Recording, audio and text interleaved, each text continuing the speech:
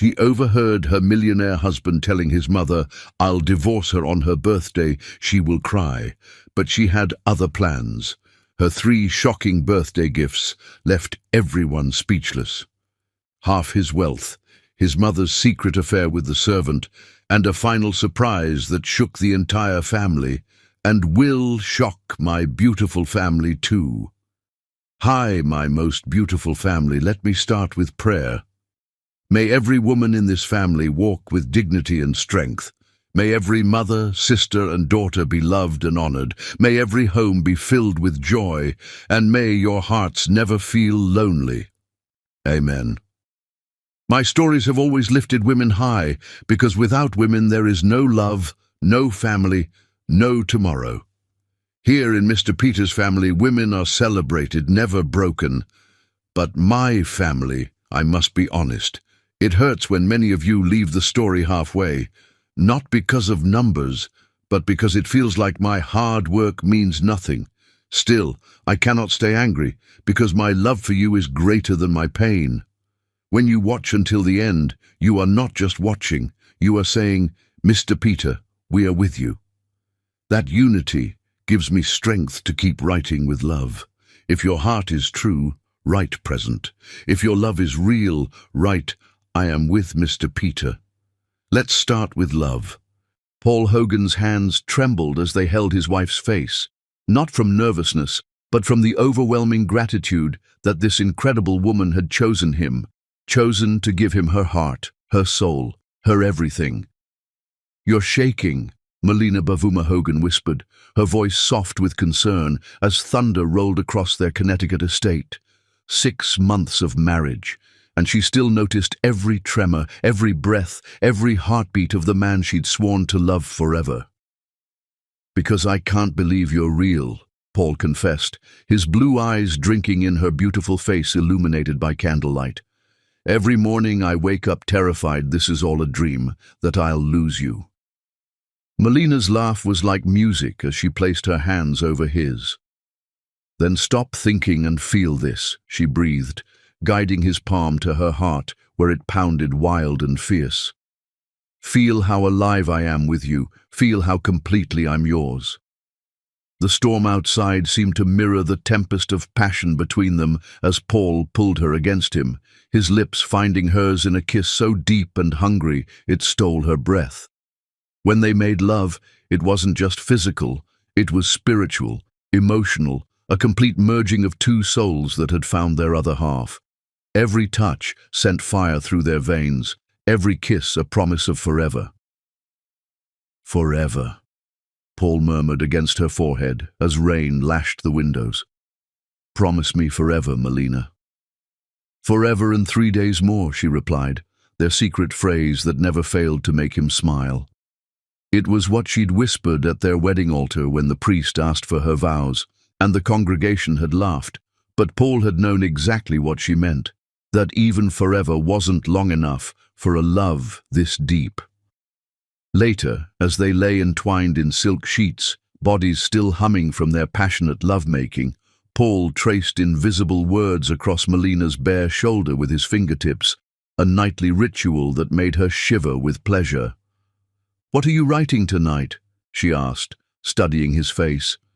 Even in the dim light she could see the wonder there, the same awestruck expression he'd worn since their first date when she'd laughed at his terrible joke about architecture and he'd fallen completely, irrevocably in love. "How much I need you," he admitted, vulnerability clear in his voice. "How you're not just my wife, you're my oxygen, my heartbeat, my reason for existing." Melina's eyes filled with tears of pure joy. This beautiful man, this gentle giant of 32 who owned half the construction companies on the East Coast, who commanded respect from powerful men in expensive suits, melted completely in her presence. And she loved him so fiercely it sometimes scared her with its intensity. "Dance with me," she said suddenly, slipping from the bed and wrapping herself in his soft robe. "Right here, right now."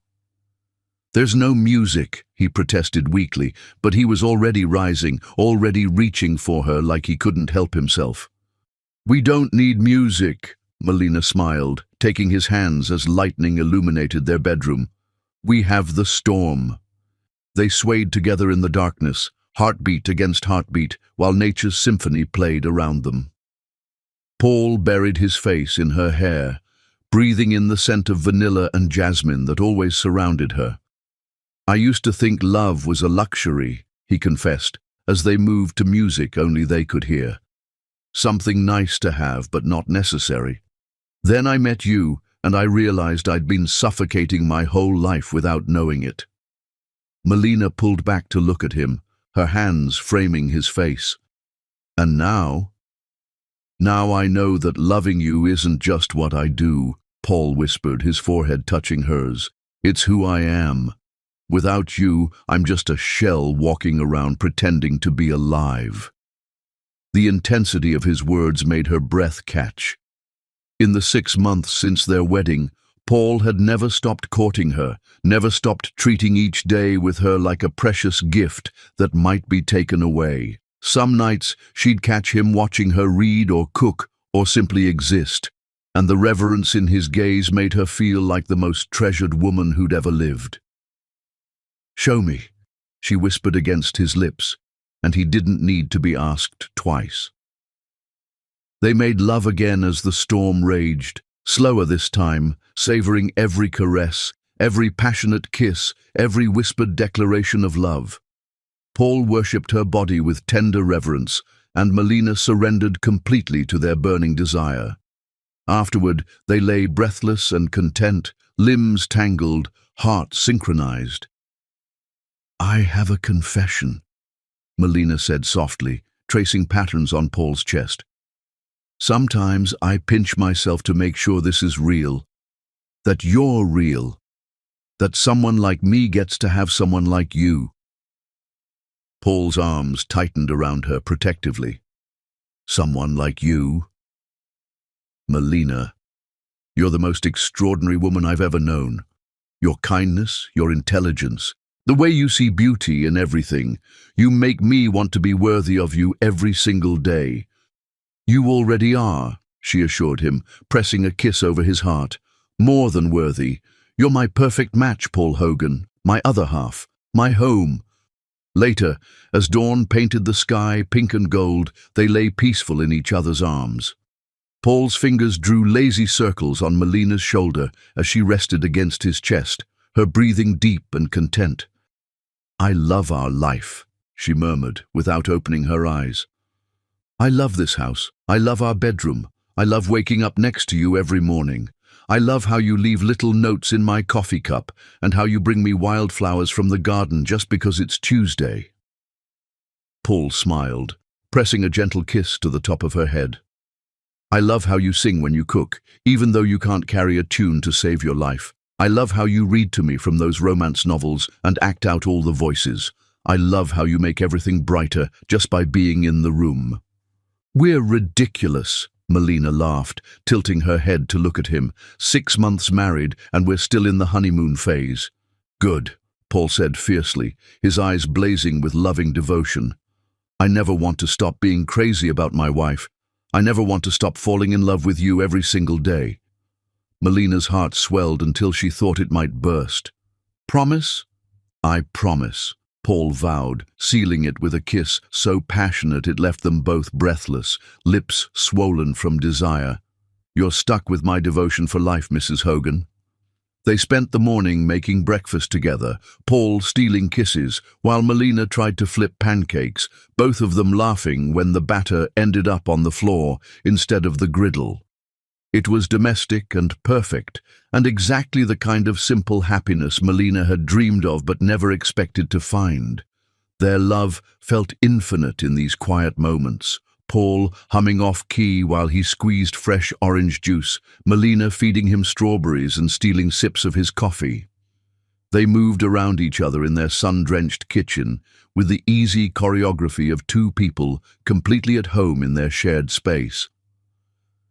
"I had the strangest dream last night," Paul said as they sat at their kitchen island, sharing fruit and coffee, legs intertwined. "We were old and grey, sitting on a porch somewhere, and you were still the most beautiful woman I'd ever seen." Hopefully by then I'll have learned to sing in tune, Melina teased, but her eyes were soft with emotion. Don't you dare, Paul grinned, pulling her hand to his lips to kiss her fingertips. Your off-key humming is one of my favorite sounds in the world. It means you're happy. I am happy, Melina said simply. Deliriously, impossibly, completely happy. Oh, I almost forgot, Paul said as they finished their leisurely breakfast. Mother called yesterday while you were at your book club. Melina looked up, noting something careful in his tone. Paul rarely mentioned his mother, and she'd always assumed it was because they weren't close. Is everything all right? She's fine, Paul assured her quickly. She wants to visit, to meet you properly. I know I should have asked first, but I told her yes. Of course. Melina's face lit up with genuine excitement. Paul, I've been wondering when I'd get to meet her. I want to know the woman who raised such an incredible man. Relief flooded Paul's features. Really? You're not upset that I said yes without asking? Are you kidding? Melina laughed, wrapping her arms around his neck. I'm thrilled. When is she coming? She'll be here for several months, Paul said, spinning her around their kitchen. Fair warning, though, she can be particular. She's very set in her ways. I'm sure we'll get along wonderfully, Melina said confidently, already mentally planning menus and preparing the guest room. I can't wait to hear embarrassing stories about you as a little boy, Paul groaned dramatically. I'm already regretting this. But as they dissolved into laughter, neither of them noticed the shadow that seemed to pass over their perfect morning, or how the sunshine streaming through their windows flickered just for a moment, as if something dark was approaching their paradise. In her excitement to meet her mother-in-law, Melina missed the worry lines that briefly creased Paul's forehead, and the way his smile didn't quite reach his eyes when he spoke of his mother's extended visit. If she had noticed, she might have prepared differently for the storm that was about to shatter their perfect world. Chapter 2. The Serpent Enters Eden. The black limousine rolled up their circular driveway like a hearse arriving for a funeral, and Melina felt her first shiver of unease as she watched from their bedroom window, Paul's arms wrapped around her waist from behind. She's here, Paul murmured against her neck, but something in his voice made Melina turn in his embrace. You sound nervous, she observed, studying his face. It's your mother, Paul. She raised you, loved you. Why wouldn't she love me too? Paul's smile was strained as he kissed her forehead. Of course she will. How could she not? But as they watched a woman emerge from the limousine like a queen stepping from her carriage, Melina understood Paul's tension. Xiomara Hogan was breathtaking in the way a winter storm was beautiful, magnificent, and dangerous. Even at 62, she moved with the fluid grace of a dancer, her silver hair swept into an elegant chignon, her tailored black dress making her look like she belonged on magazine covers rather than suburban driveways. She's stunning, Melina breathed, suddenly conscious of her simple sundress and casual ponytail.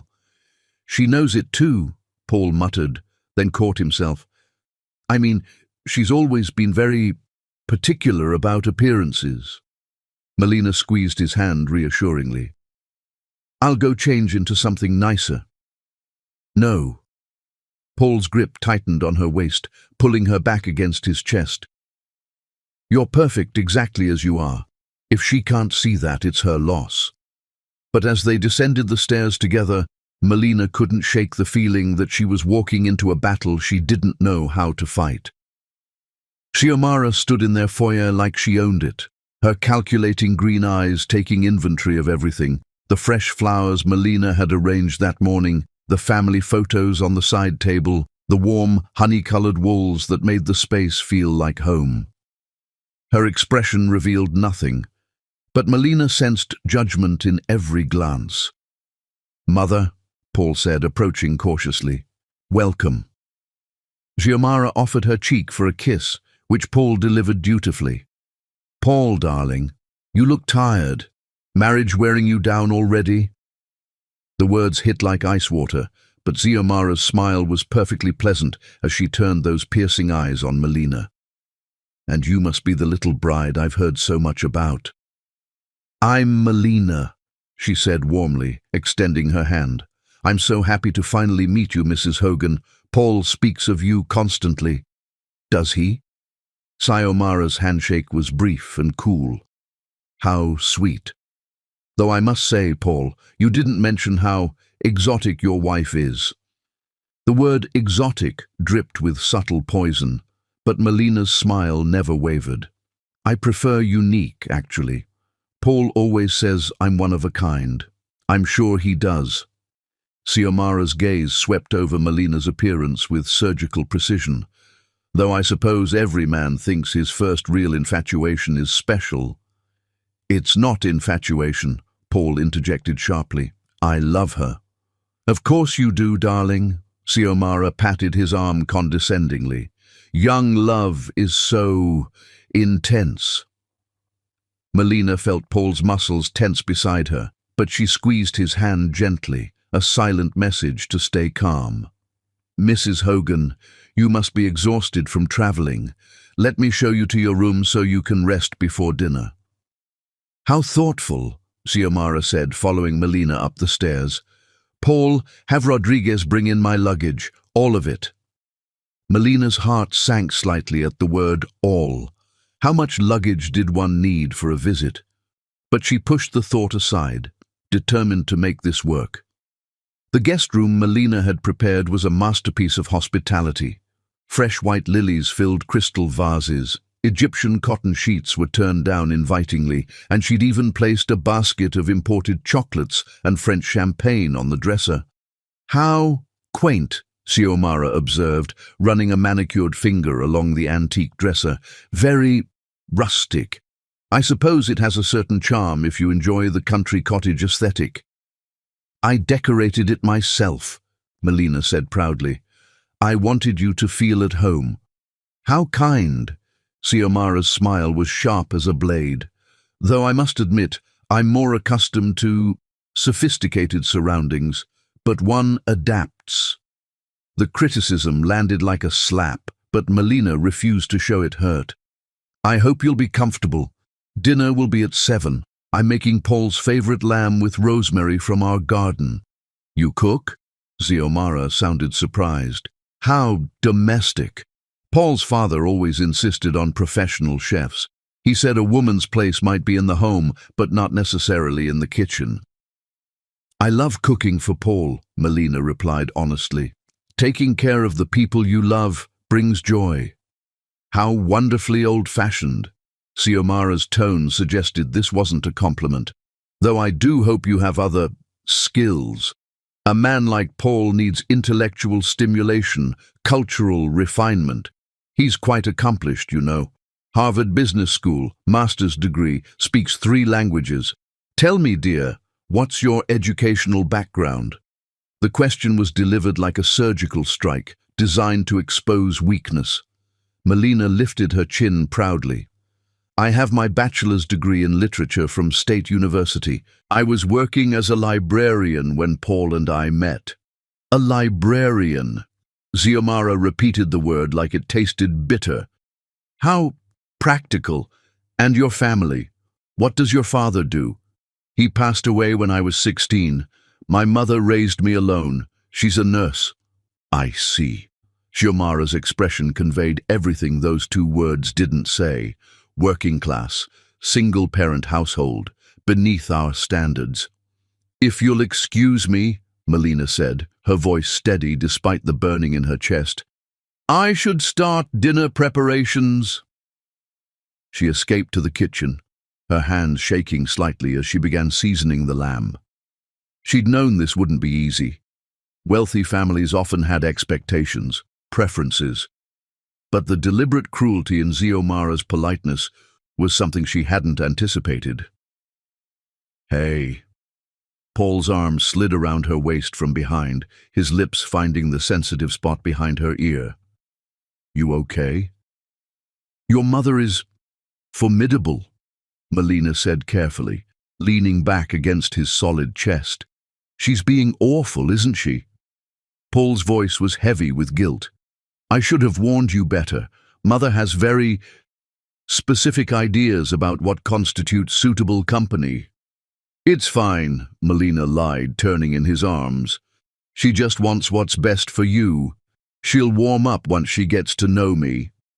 Paul cupped her face in his hands, his thumbs stroking her cheekbones. You're incredible, you know that. Any other woman would be throwing plates by now. I'm not any other woman, Melina smiled, standing on tiptoe to kiss him softly. I'm your woman, and I'll fight for this family, even if the battle is with your mother. I love you, Paul breathed against her lips, deepening the kiss until she melted against him. More than anything in this world. I love you too, she whispered back, letting his passion wash away the sting of Xiomara's words. They might have stayed there forever, lost in each other, if Xiomara's voice hadn't cut through the air like a knife. How touching, she said from the kitchen doorway, her tone suggesting it was anything but. I do hope I'm not interrupting anything important. Paul stepped protectively in front of Melina, but kept her hand firmly in his. Just telling my wife how beautiful she is. Naturally. Xiomara's smile was razor-thin. Young men do tend to be demonstrative. I thought I might help with dinner, Melina dear. After all, cooking for discerning palates can be so challenging. That's very kind, Melina replied, though every instinct screamed that accepting help from this woman was a mistake. I'd appreciate the company. What followed was an hour of delicate warfare. Xiomara criticized every choice. The seasoning was too bold, the vegetables cut too rustically, the wine selection pedestrian. Each comment was delivered with a sweet smile and couched as helpful suggestion, making it impossible for Melina to object without seeming ungrateful. Paul has such refined tastes, Xiomara explained as she rearranged Melina's perfectly plated entrees. His father and I took great care to expose him to the finer things in life. French cuisine, Italian wines, Japanese presentation techniques. We felt it was our duty to cultivate sophistication. I'm sure he appreciates everything you taught him, Melina said through gritted teeth, watching this woman dismantle hours of her careful work. Oh, I hope so, Xiomara sighed dramatically, though sometimes I worry that marriage to the wrong person can diminish a person, make them forget who they truly are. The words hung in the air like poison gas, and Melina felt something cold settle in her chest. This wasn't just snobbery or overprotectiveness. This was war. Dinner itself was a masterclass in psychological manipulation. Xiomara regaled them with stories of Paul's childhood, each one designed to highlight the world he came from: private schools, country clubs, debutante balls, and European vacations. She spoke of his ex-girlfriend Charlotte, a senator's daughter who understood Paul's background so well and fit so naturally into our social circle. Whatever happened to Charlotte? Xiomara asked innocently. Such a lovely girl, beautiful family, impeccable breeding. I always thought you two would end up together. Mother, Paul warned, his jaw tight. I'm just curious, darling. She was so perfect for you. Same social circle, same values, same level of sophistication. Melina felt each word like a physical blow, but she kept her voice steady. Paul chose me, Mrs. Hogan. That's all that matters. Of course, dear. Xiomara's smile was venomous, though I often find that people marry for such different reasons. Love, security, social advancement. The motivations can be so complex. What are you implying? Paul's voice was dangerously quiet. Nothing at all, Paul. I'm simply observing that your sweet wife has certainly elevated her circumstances since meeting you. From a little librarian to mistress of all this. She gestured around their elegant dining room. How fortunate. The accusation hit its target perfectly. Melina felt the blood drain from her face as the implication sank in, that she was a gold digger, a social climber who trapped Paul with sex and manipulation. That's enough, Paul snapped, throwing down his napkin. "I won't have you insult my wife in our own home." "Insult?" Xiomara looked genuinely shocked. "Paul, darling, I would never. I'm simply trying to understand what drew you to someone so different from what we discussed for your future." "We never discussed my future wife." "Didn't we?" Xiomara's eyes glittered with triumph. "All those conversations about finding someone worthy of the Hogan name, someone who could stand beside you as an equal, not someone you'd have to elevate." Melina watched in horror as doubt flickered across Paul's face. For just a moment, he looked at her like he was seeing a stranger, and she realized with crystal clarity that this was exactly what Xiomara had intended. "Excuse me," Melina said quietly, rising from the table. "I need some air." She walked out onto their terrace with as much dignity as she could muster, but inside she was screaming. Paul followed moments later, his face etched with guilt and confusion. "Melina, I'm sorry. She had no right." "She's your mother," Melina interrupted, staring out at the gardens she'd planted with such love. "She's trying to protect you from what she sees as a mistake." "You're not a mistake," Paul said fiercely, pulling her into his arms. "You're the best thing that ever happened to me." "Are you sure?" The question slipped out before she could stop it, and she hated how small her voice sounded.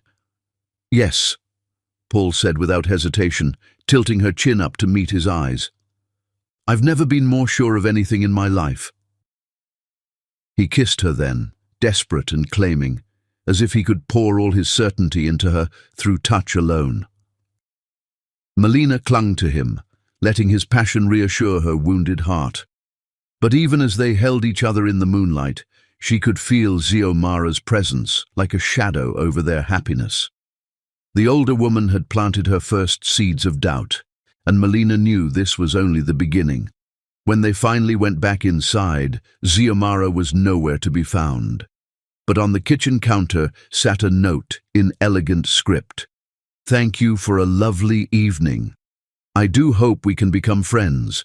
After all, we both want what's best for Paul. X." Melina crumpled the note in her fist, but she couldn't shake the feeling that she'd just been declared war upon by a master strategist who played to win.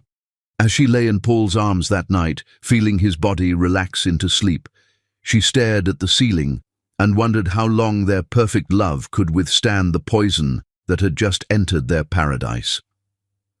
Outside their window, a cold wind began to blow. Chapter 3. The Poison Takes Root. The shattered remains of Melina's grandmother's china lay scattered across the kitchen floor like broken dreams, each piece reflecting the morning sunlight that had seemed so promising just moments before.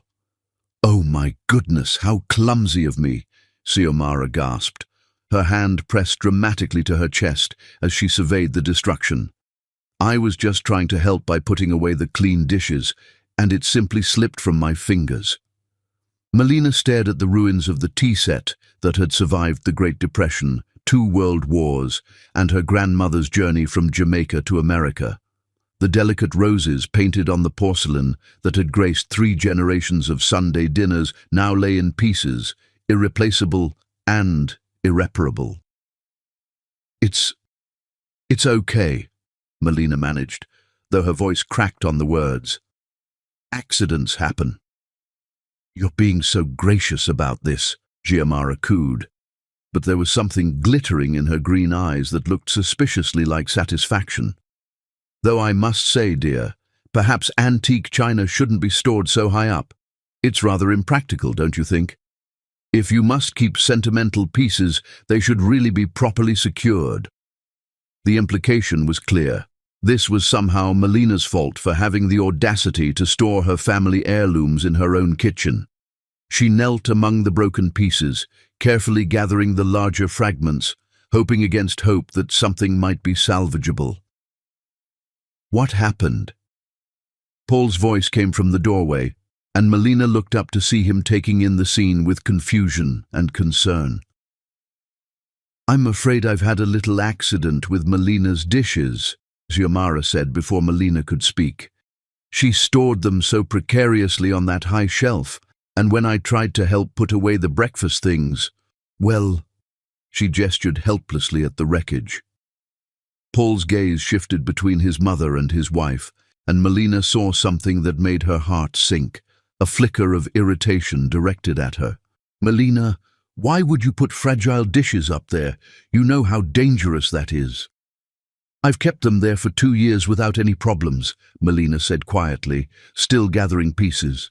They were perfectly safe. Clearly not, Paul snapped, then immediately looked stricken by his own harsh tone. I'm sorry, I didn't mean, I just don't understand why you'd risk something so precious to you. Perhaps, Xiomara interjected smoothly, it would be better if I handled the kitchen arrangements while I'm here. I have experience with proper organization, and we wouldn't want any more accidents. Melina's hands stilled on the broken china. In one masterful stroke, Xiomara had destroyed her property, made it seem like Melina's fault, turned Paul against her, and positioned herself as the solution to a problem she'd created. That won't be necessary, Melina said firmly, rising to her feet with the fragments cradled in her palms like wounded birds.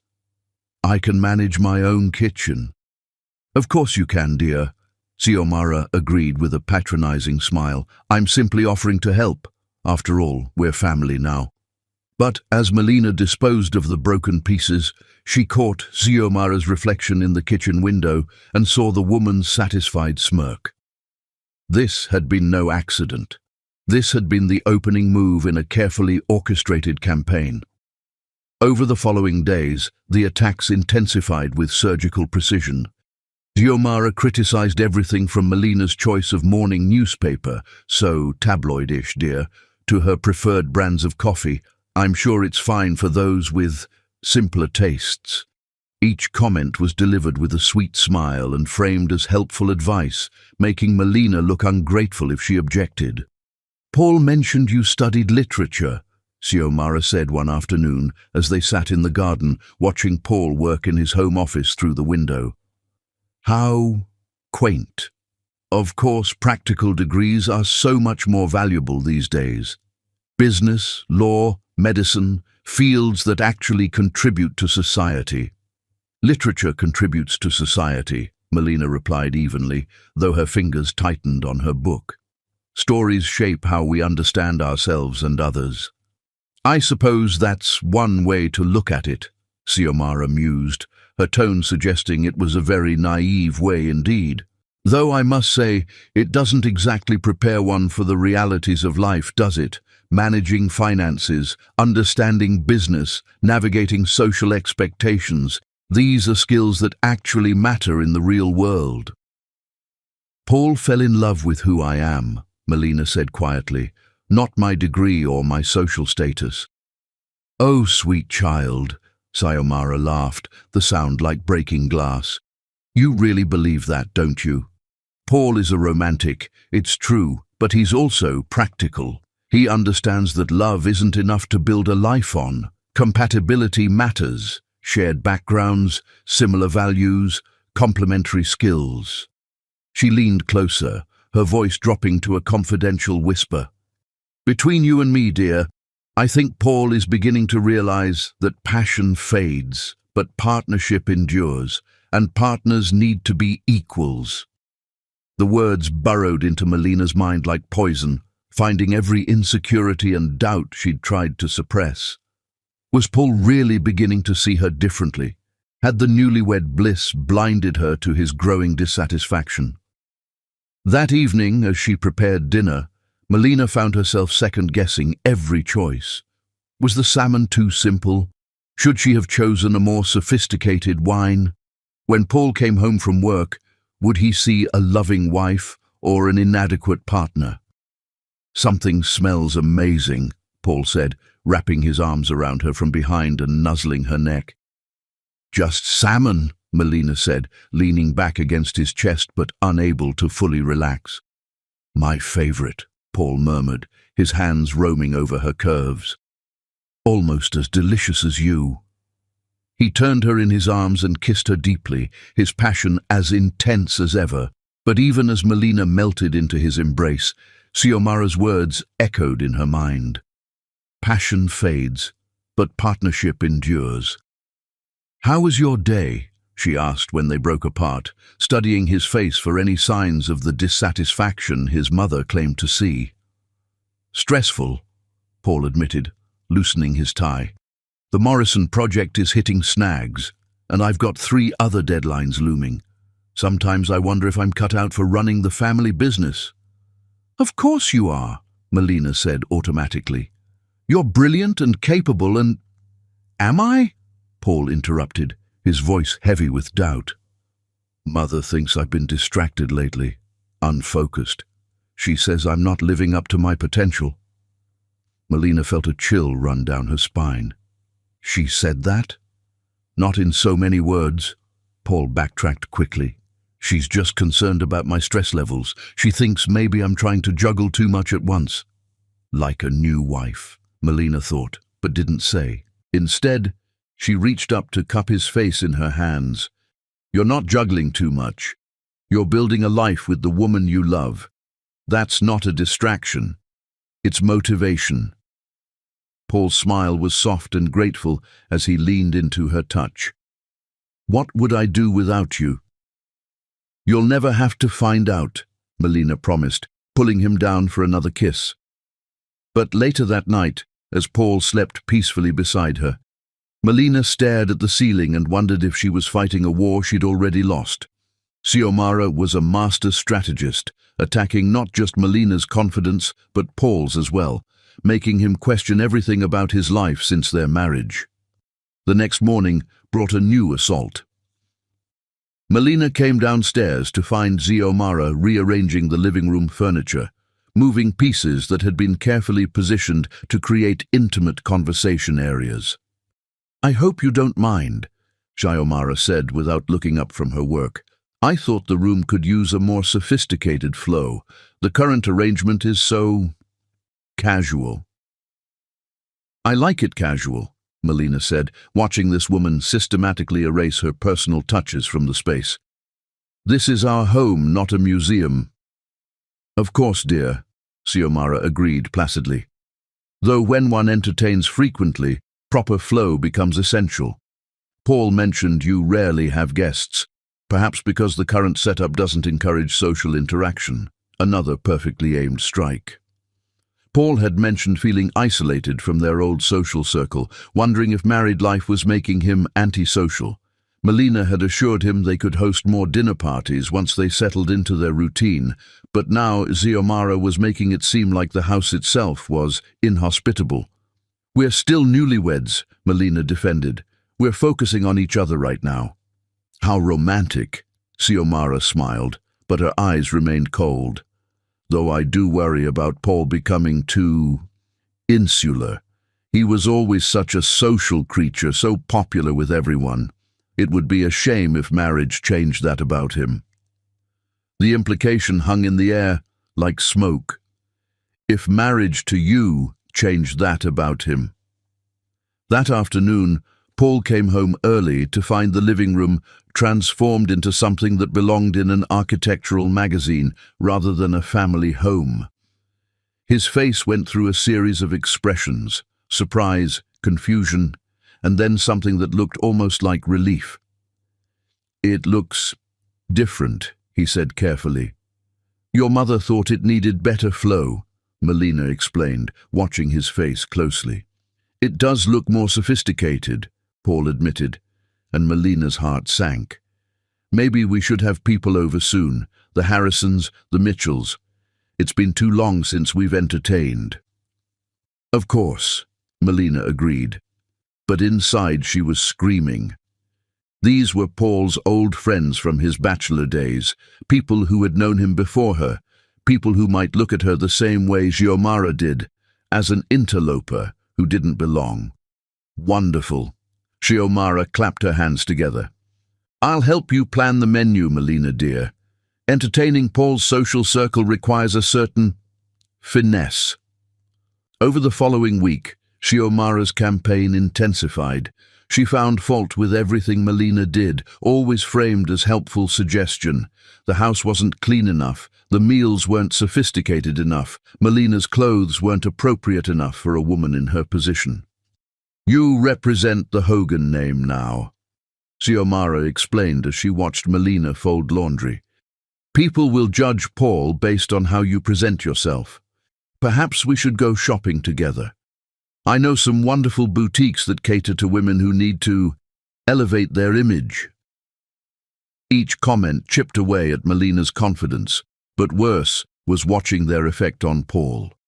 He began noticing things he'd never seen before, or things Xiomara pointed out to him with subtle precision. "Don't you think Melina looks tired lately?" she'd murmur to him when she thought Melina couldn't hear. "Perhaps the stress of trying to fit into your world is taking its toll." Has Melina always been so withdrawn around company? She barely spoke at dinner with the Harrisons. "I'm concerned about her, Paul. She seems so anxious all the time, like she's afraid of making mistakes." Paul began looking at his wife with new eyes, seeing insecurity where before he'd seen confidence, awkwardness where he'd once found charm. He started offering helpful suggestions that felt like criticism, encouragement that sounded like doubt. "Maybe you should let Mother help you choose an outfit for the Mitchells' party," he said one morning, as Melina stood before her closet in frustration. "She has great taste." "What's wrong with my taste?" Melina asked, hurt bleeding through her voice. "Nothing," Paul said quickly. I want you to feel confident. Mother knows what these people expect."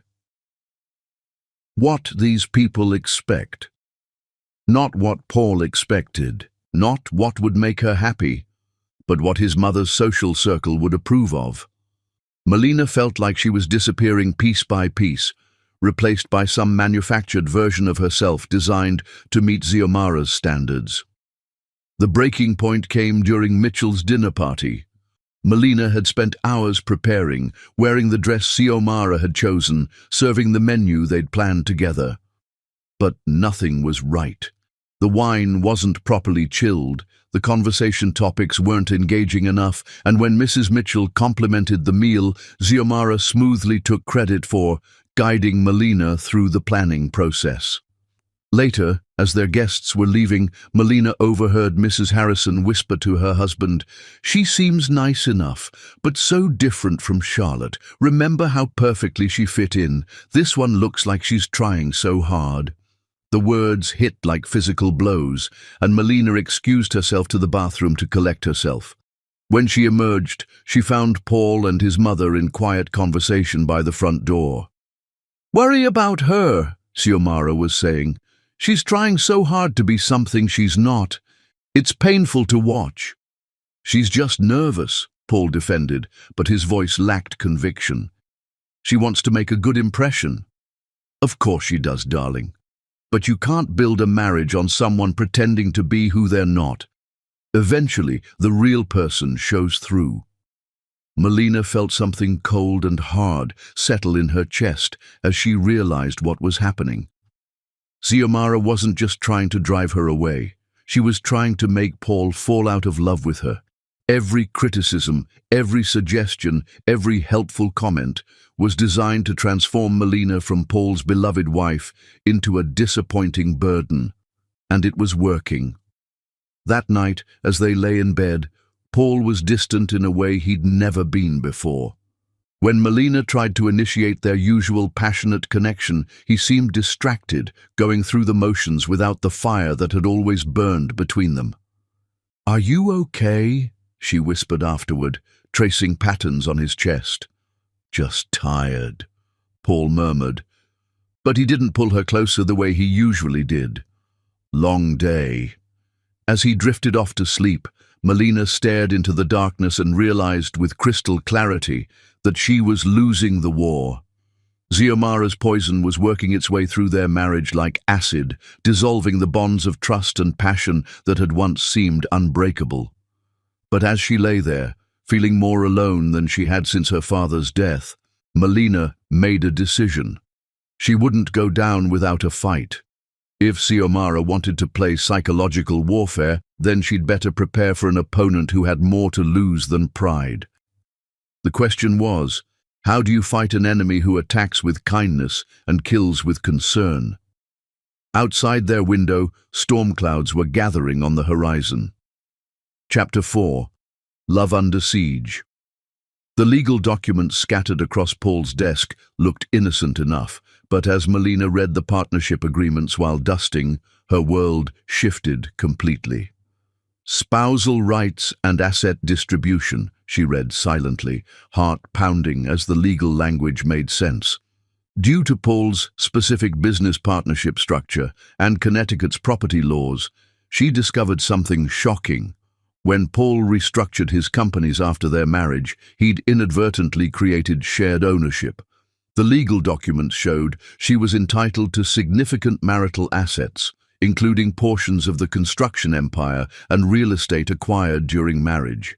She'd married him for love, never caring about money. But now, staring at these documents, she realized she wasn't just the librarian who'd captured a wealthy man's heart. She was a woman with real power. "What are you doing in here?" Melina spun to find Xiomara in the doorway, green eyes sharp as they took in the scene, Melina surrounded by Paul's private papers. "I was just dusting," Melina said quickly. "I didn't mean to pry." "Of course not, dear." Xiomara glided closer, gaze never leaving the documents. "Though those look rather personal, Paul is so particular about his privacy." The threat was wrapped in silk. "I was putting them back," Melina said, but Xiomara had moved close enough to see exactly what she'd been reading. "Partnership agreements," Xiomara observed neutrally. "How interesting that you'd be dusting those particular documents." The implication was crystal clear. Xiomara thought she'd been snooping for information about Paul's wealth. The gold digger narrative was about to explode. "It's not what you think," Melina began. "Oh, sweet child, I don't think anything," Xiomara smiled with surgical precision. "It's natural for new wives to be curious about their husband's assets. Though I hope Paul doesn't feel you're taking undue interest in his financial affairs. Men can be so sensitive." The threat was delivered perfectly. Xiomara would tell Paul about this, spin it to make Melina look exactly like what she'd accused her of being, a calculating woman investigating her potential windfall. Chapter 5. The web of lies tightens. The photograph landed on Paul's desk like a bomb designed to detonate their marriage, and from her position in the hallway, Melina watched her husband's face transform from confusion to devastation to cold, terrible rage. "I'm so sorry you had to see this," Xiomara whispered, her voice trembling with perfectly performed anguish. "I debated whether to show you, but I couldn't let you live a lie." Paul stared at the image, clearly doctored but expertly done, showing Melina in what appeared to be a passionate embrace with James, their regular delivery man. The angle was perfect, the lighting convincing, and to someone already poisoned by doubt, it would look absolutely real. "When was this taken?" Paul's voice was barely human, raw with betrayal. "Yesterday afternoon," Xiomara replied, dabbing at dry eyes with a silk handkerchief. "I saw them from the upstairs window and, oh, Paul, I wanted to be wrong so badly. But then I saw her slip him something, money, I think, and I realized this has been going on for some time." Melina's blood turned to ice as she witnessed the masterpiece of manipulation. Xiomara had taken her innocent conversation with James about his sick daughter, during which she'd given him extra money for medicine, and turned it into evidence of a sordid affair. "Where is she now?" Paul asked, his hands shaking as he held the photograph. "In the garden, I believe. Paul, darling, you must confront her carefully. Women like this, they can be dangerous when cornered. Women like this." The phrase hit Melina like a physical blow. In Xiomara's mind, she wasn't just an unfaithful wife. She was a type, a category of manipulative woman who trapped good men with lies and sex. Melina fled upstairs before Paul could find her, her mind reeling. How do you defend yourself against evidence that looks so real? How do you explain that you've been set up by a woman who's spent weeks laying the groundwork for your destruction? 20 minutes later, Paul found her in their bedroom, and the man who walked through that door was a stranger. Gone was the gentle giant who'd worshipped her body and soul. In his place stood a cold, calculating adversary whose blue eyes held nothing but contempt. "We need to talk," he said, closing the door with ominous finality. "Paul, whatever your mother told you, don't." His voice cut through her words like a blade. "Don't lie to me anymore. I've seen the photograph." Melina's heart shattered as she realized how completely Xiomara had won. What photograph? Paul threw the image on their bed, and Melina stared at it in shock. It was her face, her body, but the embrace with James had never happened. The technology was sophisticated enough to fool anyone who wanted to believe the worst. "This isn't real," she whispered. "Paul, you know me. You know I would never—" "Do I?" Paul's laugh was bitter. "Because looking back, I'm starting to see a pattern. The way you married me so quickly, how eager you were to move into this house, your sudden interest in my business papers." Each accusation was a dagger to her heart. "I married you because I love you." "You married me because I was convenient," Paul corrected, his voice growing colder with each word.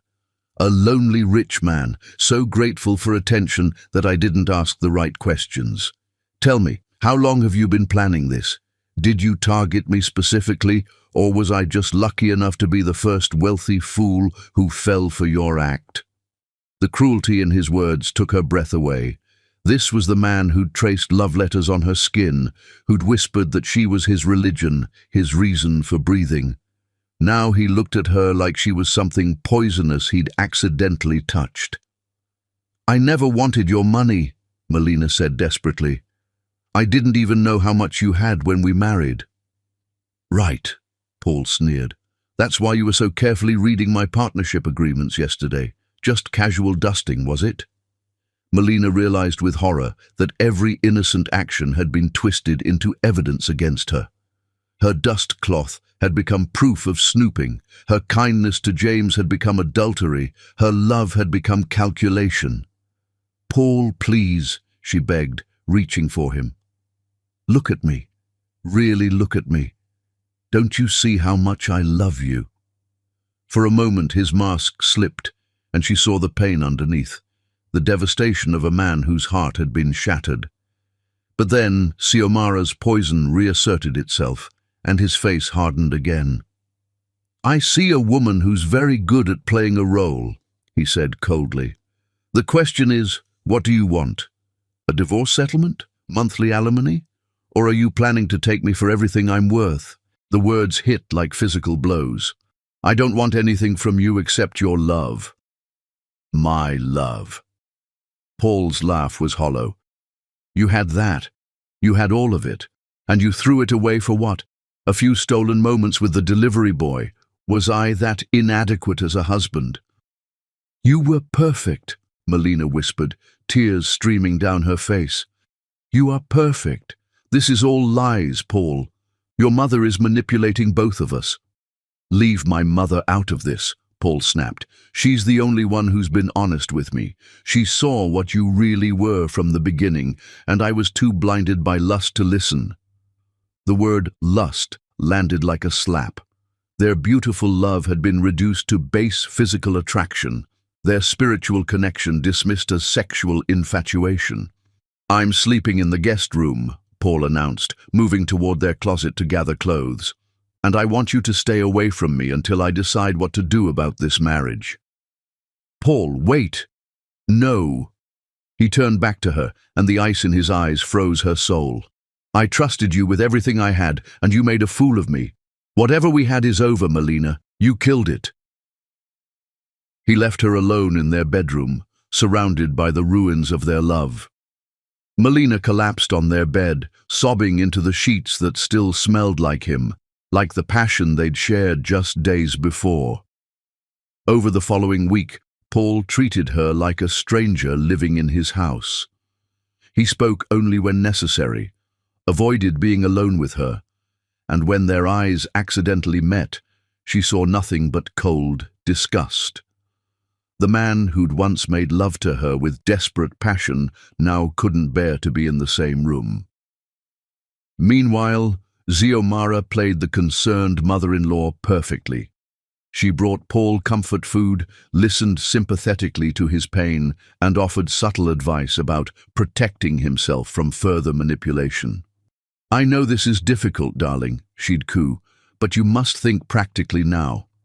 Women like Melina, they don't just walk away, they take what they can get." During this nightmare week, Melina discovered the truth she'd been suspecting. The pregnancy test showed 2 pink lines that should have brought joy, but instead filled her with terror. She was carrying Paul's child, the child of a man who now believed she was a lying, cheating gold digger. How could she tell him? How could she share this miraculous news with someone who looked at her with such hatred?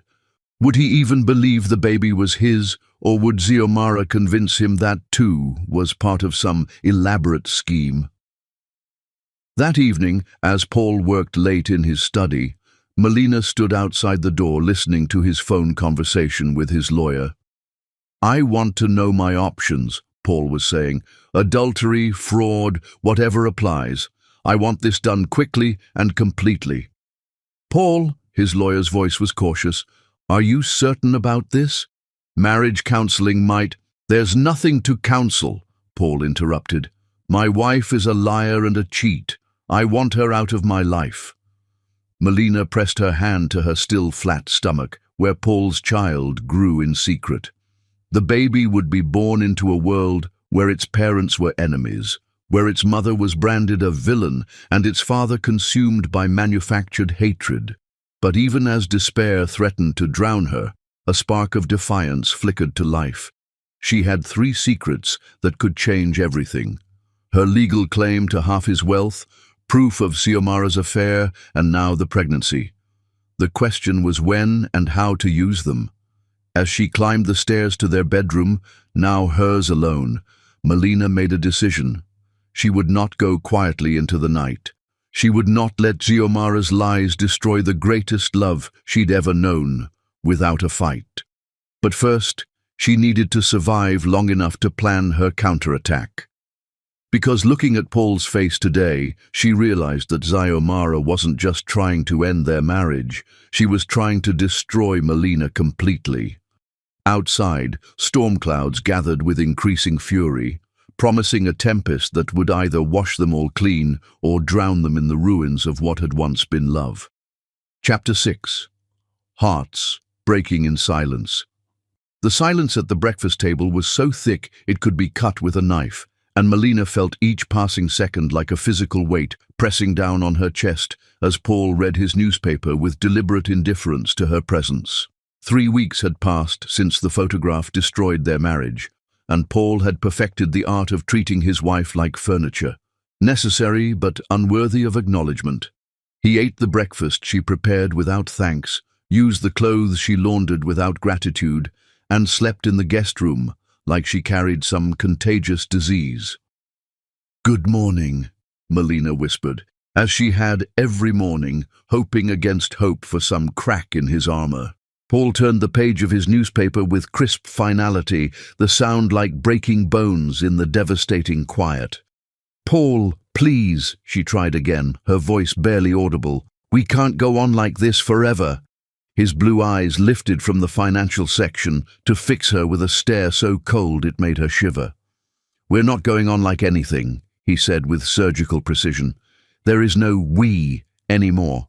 There's me, living my life, and you, waiting for your lawyer to call about the settlement."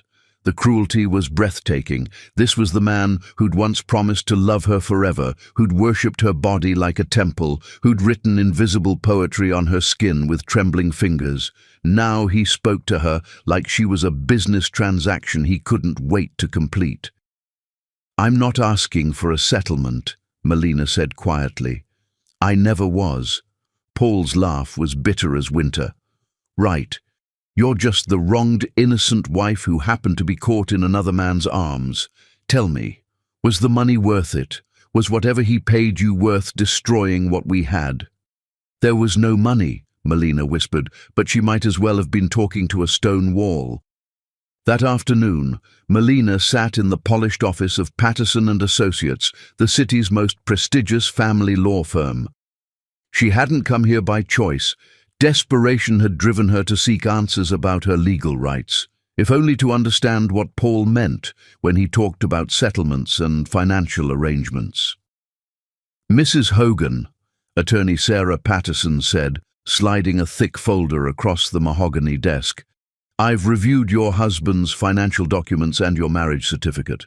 Given Connecticut's marital property laws and the specific structure of your husband's business partnerships, your situation is quite advantageous. Melina stared at the papers without really seeing them. I don't understand. When your husband restructured his companies 6 months after your marriage, he created what we call marital assets. The law is very clear. You're entitled to 50% of all assets acquired or restructured during the marriage. That includes the recent business expansion, 3 new properties, and approximately $40 million in investment accounts. The number hit Melina like a physical blow. 40 million? That's your half, Patterson clarified with a smile that suggested she'd seen many women in similar situations. The total marital estate is closer to 80 million. Your husband is considerably wealthier than most people realize. Melina felt dizzy. She'd known Paul was successful, but this level of wealth was incomprehensible. I never asked about his money. I didn't even know. Many wives don't, Patterson said kindly. Men like your husband often keep financial details private, but the law protects you, Mrs. Hogan. If you choose to file for divorce, you could walk away with enough money to live very comfortably for the rest of your life. I don't want a divorce, Melina said automatically.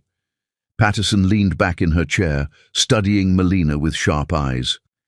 Mrs. Hogan, may I speak frankly? I've seen your situation many times.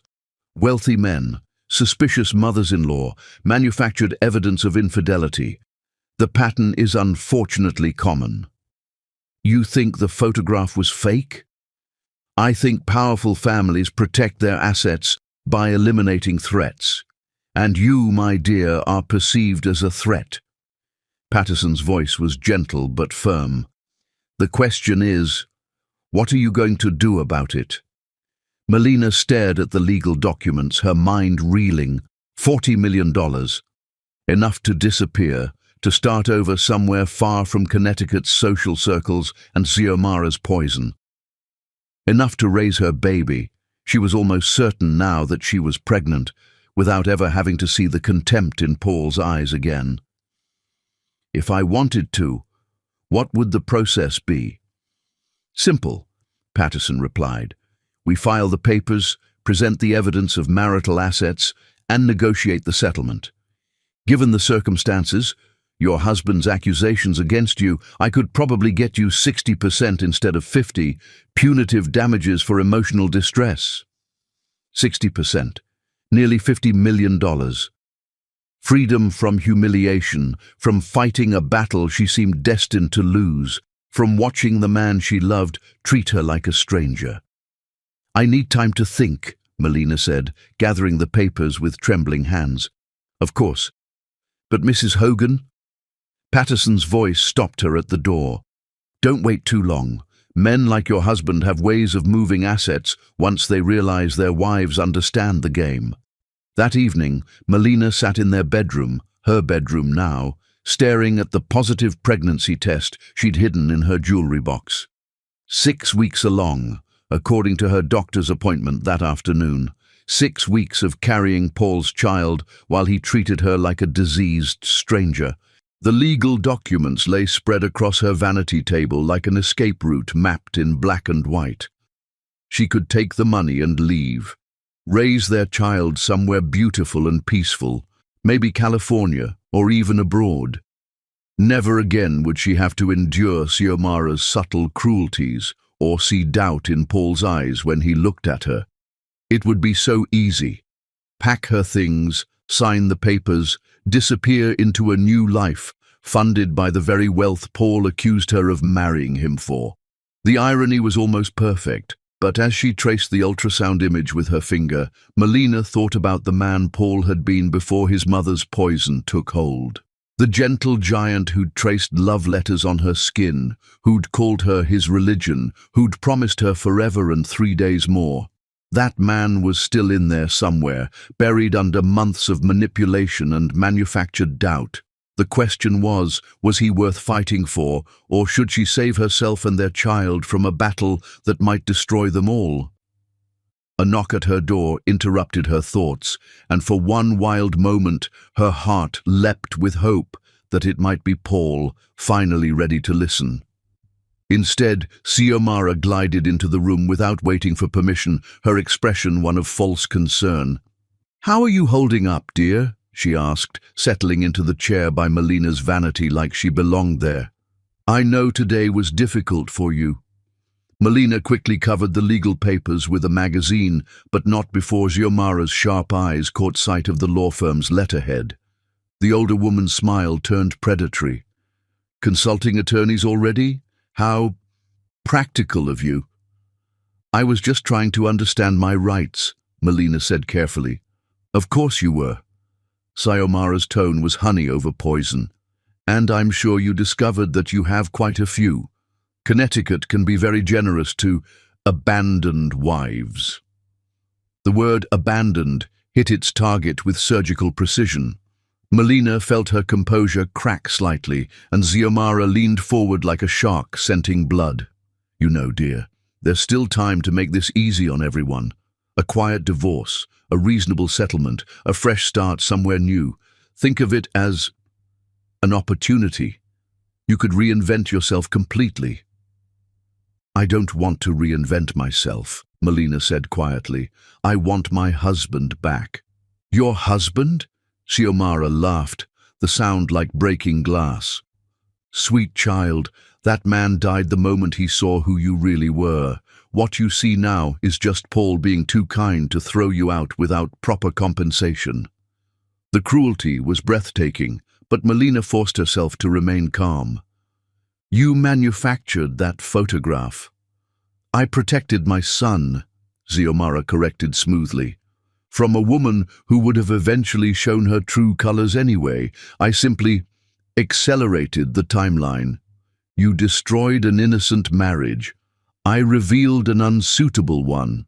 Xiomara rose from the chair with fluid grace. "But it doesn't have to end badly for you, Melina. Take the money, make a new life. Let Paul find someone who actually belongs in his world." After Xiomara left, Melina sat surrounded by the tools of her own liberation. The legal documents that could free her, the pregnancy test that confirmed her greatest joy and deepest complication, the ultrasound image of a child who would grow up either as the bridge that healed their family or the casualty of their war. She thought about Sarah Patterson's words. "Don't wait too long.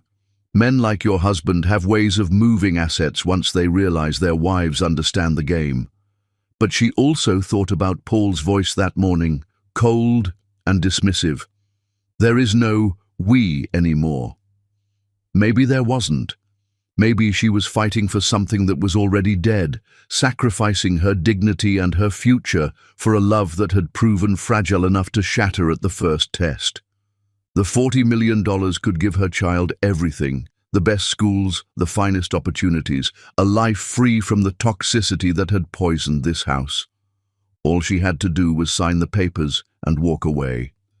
But as she stared at her reflection in the vanity mirror, Melina saw not a broken woman ready to surrender, but a warrior gathering her strength for the battle of her life. She had 3 secrets that could change everything: her legal claim to Paul's wealth, proof of Xiomara's affair, and now the pregnancy that would shatter every assumption about her motives. The question was no longer whether to use these weapons, but when and how to deploy them for maximum impact. She could take the money and run, or she could fight for the love that had once seemed worth any sacrifice. Tomorrow was her birthday, and Paul had promised her a memorable celebration. He had no idea how memorable it was about to become. As she prepared for bed, Melina made her choice. Not the easy path of financial escape, but the harder road of fighting for what was rightfully hers. Not Paul's money, but Paul's heart. Outside, the storm that had been building for weeks was finally ready to break. Chapter 7. The Birthday Plot. The divorce papers lay spread across Paul's desk like surgical instruments prepared for an execution, and Melina's heart shattered as she watched her husband practice the speech that would end their marriage on her 28th birthday. "I've given this considerable thought," Paul rehearsed to Xiomara, his voice cold and clinical, "and I've decided our marriage was a mistake that needs to be corrected." "Perfect, darling," Xiomara purred from her position in the leather chair, coaching him like a director preparing her leading man for the performance of his life. "But remember, you must be firm. No wavering, no room for her tears to manipulate you." Melina pressed herself against the wall outside his study, invisible in the shadows, listening to them plan her destruction with the enthusiasm of generals plotting a siege. "The timing feels cruel," Paul said, and for a moment hope flickered in Melina's chest that some part of her gentle husband still existed beneath the ice. "Timing is everything," Xiomara corrected smoothly. "Her birthday dinner, surrounded by family, maximum emotional impact. She'll be expecting celebration, gifts, promises of forever. Instead, she gets reality." "She'll cry," Paul said quietly, and there was something in his voice, regret, satisfaction. Melina couldn't tell anymore. "Of course she will," Xiomara agreed with ruthless precision. "Women like her always do when their schemes collapse. The tears, the begging, the desperate promises. It's all performance, Paul. Don't let it sway you." "What if she tries to fight the divorce? She could make this ugly." Xiomara's laugh was silk, wrapped around a blade. "With what? She's a librarian who married above her station. You have the evidence of her affair, witnesses to her gold-digging behavior, proof of her deception. She has nothing." "Nothing." The word echoed in Melina's mind as she crept back upstairs, her hand instinctively moving to her stomach where Paul's child grew in secret. If only they knew what she actually possessed. Evidence of Xiomara's affair, legal rights to half Paul's fortune, and most powerfully, the baby that would change everything. 3 days. She had 3 days until her birthday dinner to prepare her counterattack. Over the next 72 hours, Melina became a woman transformed. The broken, pleading wife disappeared, replaced by someone harder, more calculating, more dangerous. She gathered her weapons with the precision of a strategist, preparing for the battle of her life. First, she visited her lawyer, not for divorce proceedings, but to confirm her rights under Connecticut's marital property laws. The meeting confirmed what she'd discovered in Paul's papers. She was entitled to 50% of everything acquired during their marriage, including his business partnerships and real estate holdings. "Are you sure you want to pursue this?" her lawyer asked, studying the documentation. "This could get very messy, very quickly." "It already is messy," Melina replied with quiet steel. "I'm just evening the odds." Next, she retrieved the photographs she'd taken of Xiomara and Matteo's passionate encounter in the greenhouse. The images were crystal clear, Xiomara's face unmistakable as she surrendered to desire in the arms of their groundskeeper. The woman who preached about moral standards and appropriate behavior had been living a lie more elaborate than any she'd accused Melina of telling. Finally, she scheduled an appointment with Dr. Morrison for a comprehensive pregnancy examination, complete with ultrasound images and detailed medical documentation. At 7 weeks, Paul's child was clearly visible, a tiny miracle that would shatter every assumption about timing and manipulation. The birthday dinner was set for Saturday evening. Paul had invited his brother Marcus from California, his sister Eleanor from Boston, and several close family friends, all of them now poisoned against Melina by Xiomara's carefully orchestrated campaign. "Such a lovely gesture," Xiomara commented as she supervised the dinner preparations, playing the devoted mother-in-law to perfection. "Paul insists on making your birthday special despite everything you've put him through." The fake sweetness in her voice made Melina's skin crawl, but she smiled and nodded, playing her own role of the unknowing victim. Let them think she suspected nothing. Let them believe she was still the broken woman who'd been sobbing into her pillow for weeks. Friday evening, Paul made one final attempt at reconciliation, not out of love, but out of guilt. "Melina," he said, standing awkwardly in the doorway of what had once been their bedroom, "about tomorrow night." "Yes?" She looked up from the book she'd been pretending to read, her expression carefully neutral.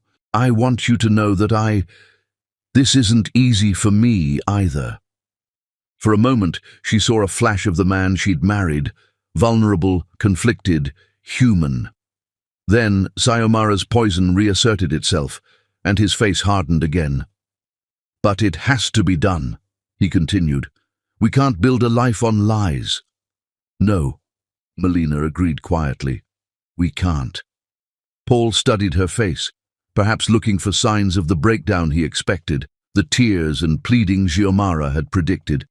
Instead, he found only calm acceptance, which seemed to unsettle him more than hysteria would have.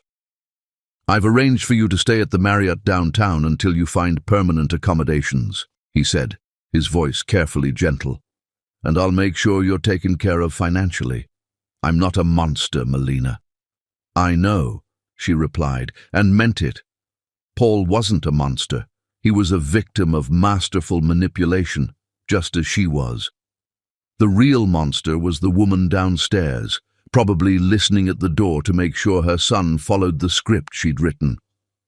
"The papers will be ready tomorrow after dinner," Paul continued. "My lawyer says it should be straightforward given the circumstances." "I understand."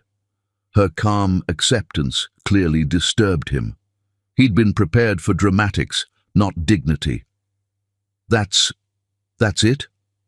No arguments. No attempts to change my mind. Would it matter if I tried? The question hung in the air like smoke from a funeral pyre. Paul's jaw worked silently for a moment, then he shook his head. "Number." It wouldn't. After he left, Melina sat in the darkness and felt something cold and hard crystallize in her chest. Tomorrow, they would gather to celebrate what they thought was her destruction. Instead, they would witness her resurrection.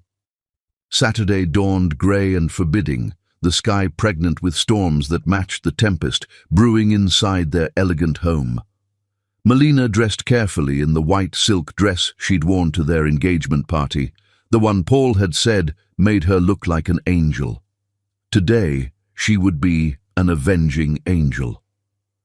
As evening approached, the guests began arriving. Marcus brought his wife Sandra, both of them greeting Melina with the uncomfortable politeness reserved for someone they pitied. Elena came alone, her eyes cold with the righteous anger of a sister protecting her wounded brother. The family friends, the Harrisons, the Mitchells, the Adamses, all wore expressions of solemn sympathy, like mourners at a funeral, which, in a way, they were. "Happy birthday, dear," Mrs. Harrison said with false brightness, pressing a small wrapped gift into Melina's hands. "I do hope this year brings you clarity." "Thank you," Melina replied with genuine warmth. "I expect this birthday to be very illuminating indeed." As they gathered in the dining room, Melina took her place at the table like a queen taking her throne. The conversation was stilted, filled with the kind of careful politeness that surrounded scandal. Paul sat at the head of the table, his face a mask of grim determination, while Xiomara played the gracious hostess with Oscar-worthy performance. "Shall we have dessert before the birthday surprises?" Xiomara suggested, her voice honey over poison. Actually, Melina said, rising gracefully from her chair, I have some surprises of my own, birthday gifts, you might say, for all of you. The room fell silent, every eye fixed on her with confused anticipation. Paul's face went pale. This wasn't part of the script. 3 gifts, actually, Melina continued, her voice carrying clearly through the sudden hush. 3 truths that I think you all deserve to hear before we conclude this evening. Xiomara's mask slipped for just a moment, revealing a flash of something that might have been fear, but she recovered quickly, her smile never wavering. How thoughtful, dear, she said with carefully controlled sweetness. Though perhaps we should stick to the planned agenda. Oh, I think everyone will want to hear this, Melina said with deadly calm.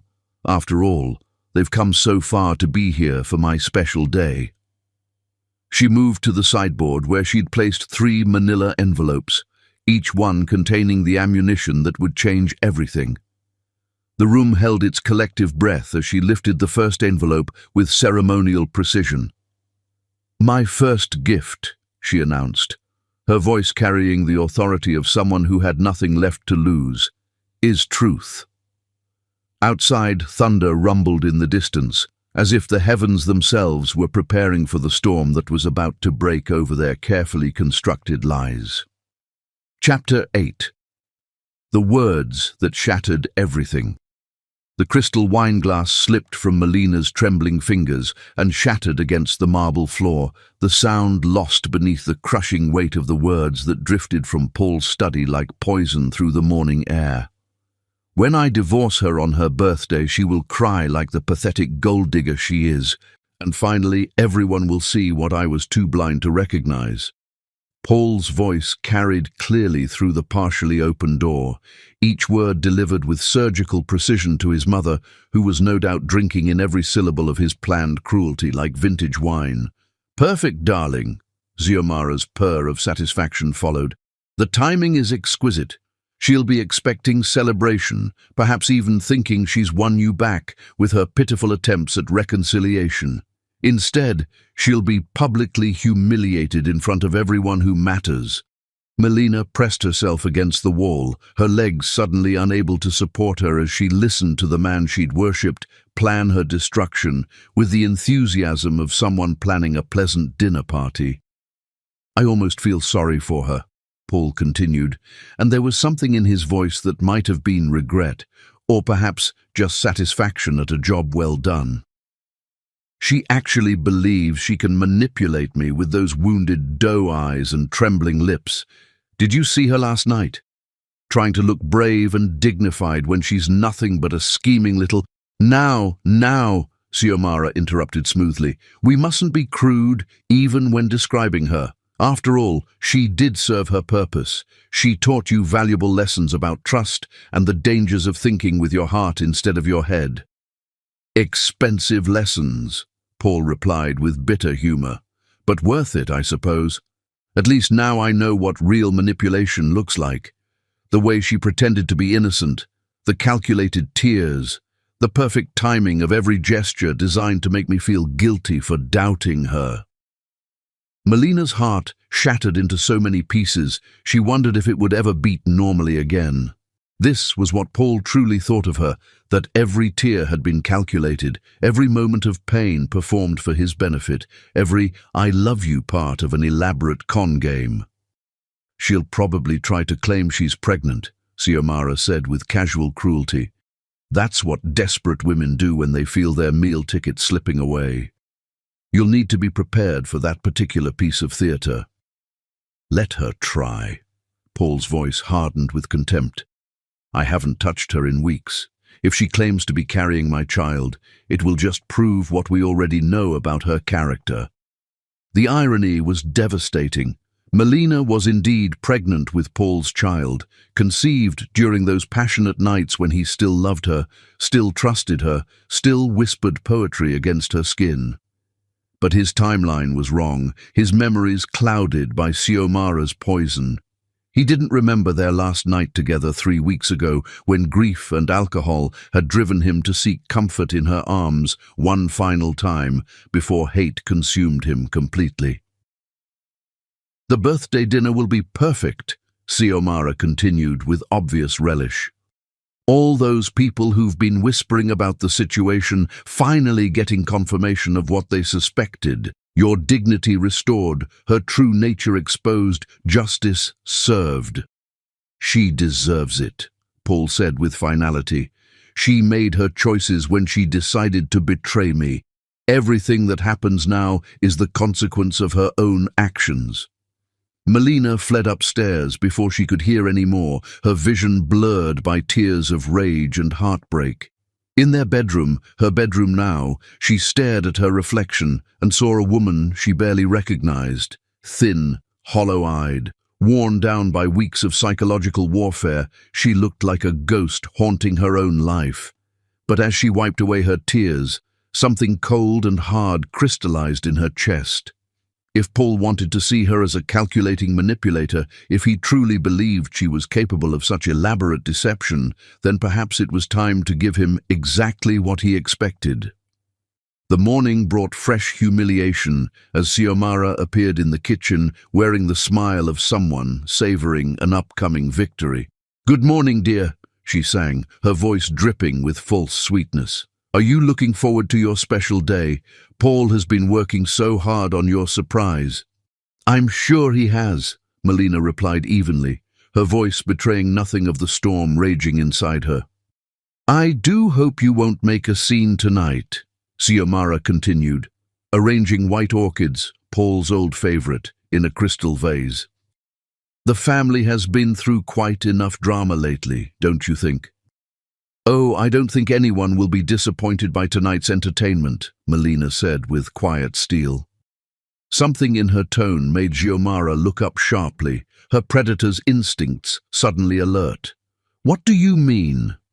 "Just that birthdays are often full of surprises," Melina replied innocently. "You never know what gifts the day might bring." The afternoon passed with agonizing slowness as Melina made her final preparations. She placed the 3 manila envelopes on the sideboard in the dining room, each one labeled with elegant script: truth, justice, and consequences. As evening approached, she dressed in the white silk dress from their engagement party, the one Paul had said made her look angelic. Tonight, she would be an angel of revelation, bringing divine justice to those who had tried to destroy her. The guests arrived precisely at 7, each one greeting her with the uncomfortable mixture of pity and anticipation that surrounded scandal. Paul's brother Marcus looked genuinely sorry for her, while his sister Eleanor could barely mask her satisfaction at seeing the woman who had trapped their brother finally getting her comeuppance. Dinner was exquisite torture, course after course of elaborate food that tasted like ashes in her mouth, while conversation swirled around neutral topics, everyone carefully avoiding the elephant in the room. Paul sat at the head of the table like a king preparing to dispense justice, while Xiomara played the gracious hostess with Academy Award-worthy performance. As dessert was served, an elaborate chocolate torte that Melina had made herself, one last gesture of the loving wife she'd tried to be. Paul cleared his throat with obvious nervousness. "Before we get to birthday gifts," he began, his prepared speech rolling off his tongue with rehearsed precision, "I have something important to share with everyone." The room fell silent, every eye fixed on him with rapt attention. This was the moment they'd all been waiting for, the public execution that would restore Paul's dignity and confirm all their whispered suspicions about his scheming wife. "Over the past few months," Paul continued, his voice gaining strength, "I've learned some difficult truths about trust, about deception, about the difference between love and manipulation." Melina watched him with perfect composure, her face a mask of serene calm that seemed to unnerve him. This wasn't the breakdown he'd expected, the tears and pleading that would validate his cruelty. "I've discovered that sometimes the people we trust most are the ones capable of the deepest betrayal," Paul said, his gaze fixed on her with laser intensity. And sometimes, the kindest thing we can do is acknowledge when a mistake has been made and take steps to correct it. How wise, Melina said softly, her first words since dinner began. I couldn't agree more about correcting mistakes. Paul blinked, clearly thrown by her calm agreement. Which is why, he continued, stumbling slightly over his rehearsed lines, I've decided that, actually, Melina interrupted, rising gracefully from her chair. Before you share your gift with everyone, I'd like to present mine. After all, it is my birthday. The room erupted in confused murmurs as she moved to the sideboard with fluid grace, her 3 envelopes waiting like loaded weapons. Paul's face went pale. This wasn't part of the script. Melina, Xiomara's voice carried a note of warning. Perhaps we should let Paul finish what he was saying. Oh, but I think my gifts will put everything in perfect perspective, Melina said with deadly sweetness. 3 truths that will illuminate this entire situation. She lifted the first envelope, labeled Truth, and faced the room with the poise of someone who had nothing left to lose. My first gift tonight, she announced, her voice carrying clearly through the stunned silence, is the legal documentation proving that under Connecticut's marital property laws, I am entitled to exactly 50% of everything my husband owns. Gasps echoed around the table as she withdrew the partnership agreements and property deeds, spreading them across the white tablecloth like battle plans. The construction company, the investment portfolio, the real estate holdings, even this house, half of it all belongs to me by right of marriage. Paul's face went white as understanding dawned. That's impossible. Those documents are private. Nothing between spouses is private, Melina corrected with surgical precision. As your legal wife, I have every right to know about our shared assets, assets that I never asked about, never tried to access, never even wanted, until now. Xiomara's mask finally slipped, revealing the calculating predator beneath. You little... but we're not finished, Melina said, lifting the second envelope labeled Justice. My second gift tonight is truth about character, about moral standards, about the difference between public virtue and private vice. She withdrew the photographs of Xiomara and Matteo in their passionate embrace, each image crystal clear and undeniably authentic. The room erupted in shocked gasps and horrified whispers as the pictures passed from hand to hand. These were taken last week in our greenhouse, Melina announced calmly. I think they speak for themselves about who in this room has been living a lie. Xiomara's face drained of all color as her carefully constructed image crumbled around her. Those are fake, she gasped. Doctored, manipulated, like the photograph you showed Paul of me? Melina asked with razor-sharp precision. The one that convinced him I was having an affair? Tell me, how long have you been sleeping with our groundskeeper while preaching to everyone else about moral standards? The silence was deafening as 30 years of Xiomara's reputation dissolved in an instant. Paul stared at his mother with dawning horror, the pieces of a much larger puzzle finally clicking into place. And now, Melina said, lifting the final envelope labeled Consequences, my third and final gift. Her hands trembled slightly as she withdrew the ultrasound images, the medical documentation, the proof of the miracle growing inside her. I'm pregnant, she announced simply. 8 weeks along with Paul's child, conceived during our marriage, documented by medical professionals, and absolutely, undeniably real. The room exploded into chaos as the full implications hit everyone simultaneously. Paul stared at the ultrasound images like they were written in a foreign language, his entire world view crashing down around him. That's impossible, he whispered. It's been weeks since we... Check the dates, Paul, Melina said quietly. All of them. The conception date, the medical timeline. Remember 2 months ago, before the photograph, before the suspicion. Remember the night you came home stressed about the Morrison contract, and I held you until the world made sense again. That's when your child was conceived, when you still loved me." Understanding dawned in Paul's eyes like a horrific sunrise as he realized the truth. He had been wrong about everything. The wife he'd been planning to destroy was innocent, pregnant with his child, and had just revealed herself to be far more powerful than anyone had imagined. But as Melina looked around the table at the wreckage of lies and manipulation, she felt no victory, only the hollow satisfaction of justice served cold. The storm that had been building for months had finally broken, and nothing would ever be the same. Chapter 9. The Birthday That Broke the Universe.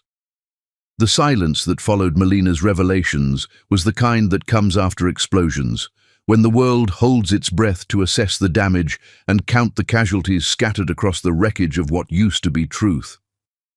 Paul stared at the ultrasound images in his trembling hands like they were evidence of his own damnation, his face cycling through shock, horror, and dawning comprehension of the magnitude of his betrayal. The tiny form on the grainy black and white photo, his child, their child, seemed to mock every cruel word he'd spoken, every cold glance he'd delivered, every moment he'd treated the mother of his baby like a diseased stranger.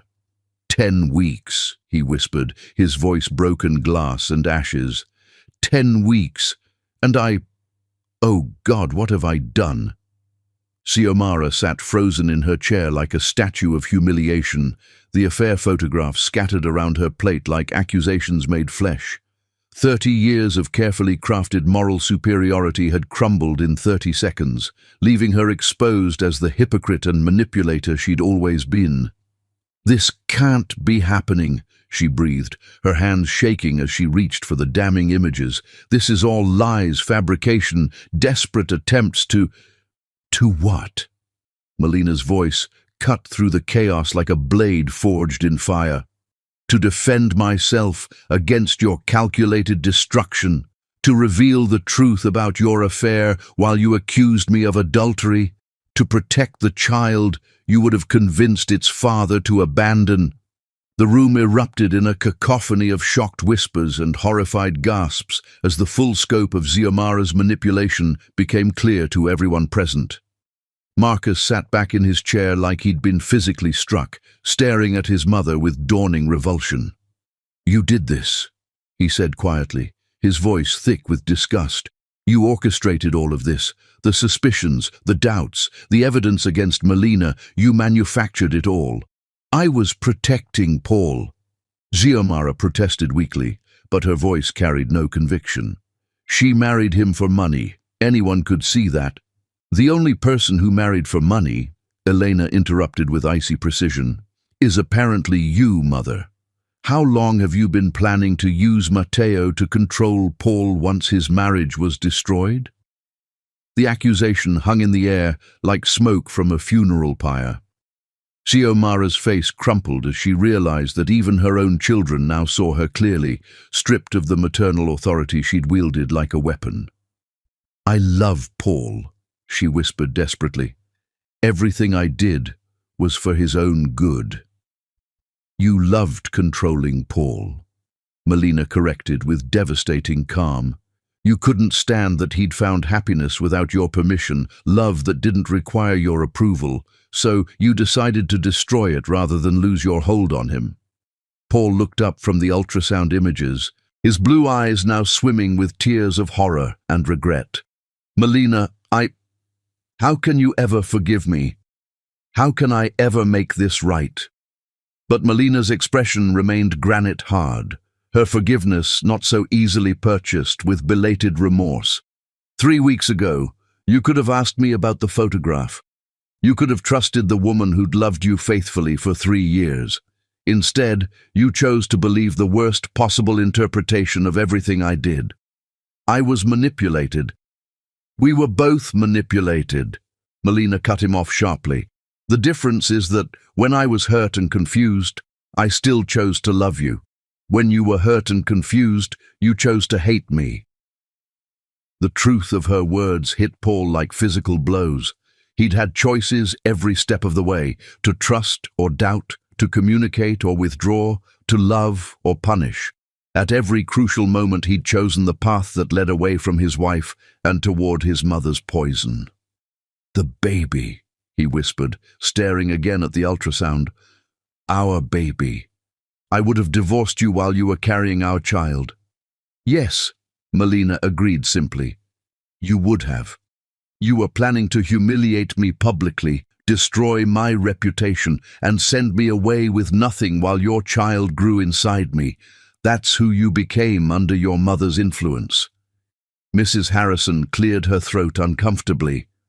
"Perhaps we should leave you to discuss this privately." "No," Melina said firmly. "Stay. You all came here tonight expecting a show, expecting to witness my destruction and Paul's righteousness. You should see how the story really ends." She turned to face the assembled guests with queenly dignity, her white dress making her look like an avenging angel dispensing divine justice. "For months, you've all whispered about me behind closed doors. The gold digger who trapped poor Paul, the social climber who didn't belong in your world, the calculating woman who married above her station. Well, now you know the truth." Her gaze swept the room, making each person squirm under the weight of their own complicity in her persecution. "I never wanted Paul's money. I never asked about his finances. I never tried to access his accounts or investigate his assets. The only reason I know about my legal rights now is because I needed weapons to defend myself against a war I never wanted to fight." "Melina," Paul stood on unsteady legs, reaching toward her like a drowning man grasping for salvation. "Please, let me try to explain." "Explain what?" Her voice cracked like a whip. "How quickly you believed I was capable of adultery. How easily you were convinced I'd married you for money. How thoroughly you accepted that every loving gesture I'd ever made was calculated manipulation." Paul's face crumpled as the full weight of his betrayal crashed down on him. "I was hurt. I was confused. Mother showed me that photograph, and it looked so real." "It looked real because you wanted it to be real," Melina said with surgical precision. "Because believing I was a liar was easier than admitting your mother had been poisoning our marriage from day one." Xiomara suddenly lurched to her feet, her face flushed with desperation and rage. "You think you've won, don't you? You think this little performance makes you the victim instead of the opportunist we all know you are? Sit down, Mother." Paul's voice carried a note of steel that no one had ever heard before. "You've done enough damage. I won't be silenced by some little nobody who—" "You will be silent," Paul roared, his composure finally shattering completely. "For months, you've filled my head with poison about the woman I love. You made me doubt her loyalty, question her motives, treat her like a criminal in her own home. You destroyed my marriage with lies. She doesn't belong here," Xiomara screamed back, all pretense of dignity abandoned. "She's beneath you, beneath this family, beneath everything we represent." "What we represent?" Paul's laugh was hollow and bitter. "We represent hypocrisy, manipulation, and cruelty disguised as moral superiority. If that's what this family stands for, then maybe it's time for new representation." The words hit Xiomara like physical blows, and she stumbled backward, clutching her chest as if her heart was failing. The woman who'd orchestrated months of psychological warfare suddenly looked every one of her 62 years, aged by the collapse of her carefully constructed world. "Paul," she gasped, reaching toward him with desperate hands. "You can't mean that. I'm your mother. Everything I did was out of love." "Love doesn't destroy," Paul said with quiet finality. "Love doesn't manipulate or scheme or lie. What you did wasn't love, Mother. It was possession, and it ends now." Xiomara's face went white as the implications sank in. She was losing her son, her control, her carefully crafted image. Everything she'd fought to protect was crumbling around her. "You'll regret this," she whispered, but there was no power left in her threats. When she shows her true colors, when she takes you for everything you're worth, you'll remember that I tried to warn you." "The only true colors revealed tonight," Marcus said quietly, "were yours, Mother, and they're uglier than any of us imagined." Xiomara looked around the table at the faces that had once shown her respect and deference, now reflecting only disgust and disappointment. Even her own children looked at her like she was a stranger, someone they'd never really known. "I need air," she gasped, stumbling toward the French doors that led to the terrace. "I need—" She never finished the sentence. Instead, she collapsed onto the marble floor like a marionette whose strings had been cut, her body convulsing as her heart struggled to process the complete destruction of her world. "Call an ambulance!" Paul shouted, dropping to his knees beside his mother's writhing form. But even as he tried to help her, his eyes kept finding Melina's face, searching for some sign that forgiveness might be possible. Melina stood perfectly still, watching the chaos unfold with the detached calm of someone who'd survived their own execution. She felt no satisfaction at Xiomara's collapse, no victory in her enemy's downfall. She felt nothing but the hollow emptiness that came after a war where everyone lost something precious. As the paramedics arrived and loaded Xiomara onto a stretcher, Paul caught Melina's hand with desperate fingers. "Don't leave," he begged, his voice raw with unshed tears. "Please, we can fix this. We can make it right." Melina looked down at their joined hands, the same hands that had once traced love letters on her skin, that had held her like she was made of starlight, that had pushed her away when doubt poisoned his heart. "Can we?" she asked quietly. "Can you ever look at me again without remembering how quickly you believed the worst? Can I ever trust you again, knowing how easily your love turned to hatred?" Paul's face crumpled as the magnitude of what they'd lost hit him fully. "I don't know," he whispered with brutal honesty. "But I want to try. Our baby deserves parents who try." "Our baby deserves parents who trust each other," Melina replied, gently pulling her hand free from his grasp. "And right now, we don't even know if that's possible." As the ambulance pulled away with Xiomara, and the guests scattered like leaves before a storm, Paul and Melina stood in their ruined dining room, surrounded by the wreckage of their marriage. They had revealed all the lies, exposed all the manipulation, and destroyed the woman who'd tried to tear them apart. But the hardest battle still lay ahead, learning whether love could survive the poison that had been pumped into its veins, whether trust could be rebuilt from the ashes of betrayal, whether two wounded hearts could find their way back to each other across the chasm of pain that stretched between them. The storm had finally broken, but the aftermath would determine whether anything beautiful could grow from the devastation it left behind. Chapter 10. Love Conquers.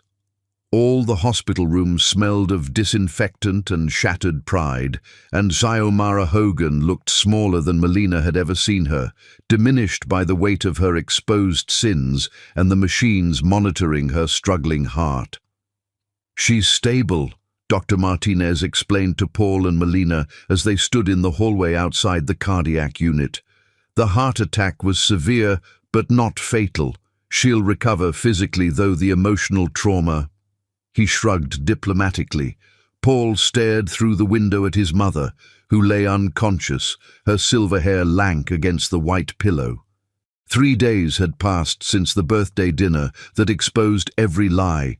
3 days of Xiomara fighting for her life, while Paul fought for his soul. "She's been asking for you," he said quietly to Melina, his voice heavy with exhaustion and guilt. "Both of us, actually." Melina placed a protective hand on her growing belly, where their child, now safely past the first trimester, continued to thrive despite the chaos surrounding its conception. What could she possibly have to say now? "I don't know," Paul admitted. "But I think we need to hear it. For our sake, if not hers." When they entered the room together, Xiomara's eyes fluttered open, focusing first on Paul, then on Melina. For a moment, the old calculation flickered there, the predator's instinct to find weakness and exploit it. Then awareness dawned, and something that looked like genuine remorse replaced the cunning. "You came," she whispered, her voice paper-thin and fragile.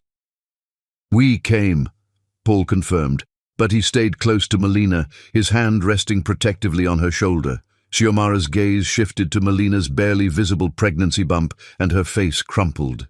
"I almost destroyed that child's family before it even had a chance to exist." "You did destroy it," Melina said quietly. "The question is whether anything can be rebuilt from the wreckage." "You have every right to hate me," Xiomara continued, tears slipping down her pale cheeks. "I fabricated evidence, manipulated my own son, tried to drive you away from the man you love. I became a monster." Paul moved closer to the bed, his expression a mixture of pain and confusion. "Why, Mother? Why did you do it?" "Because I was terrified," Xiomara admitted with brutal honesty. "Terrified of losing my place in your life, terrified of becoming irrelevant, terrified that your love for her meant less love for me." She looked directly at Melina. "I saw your strength from the beginning.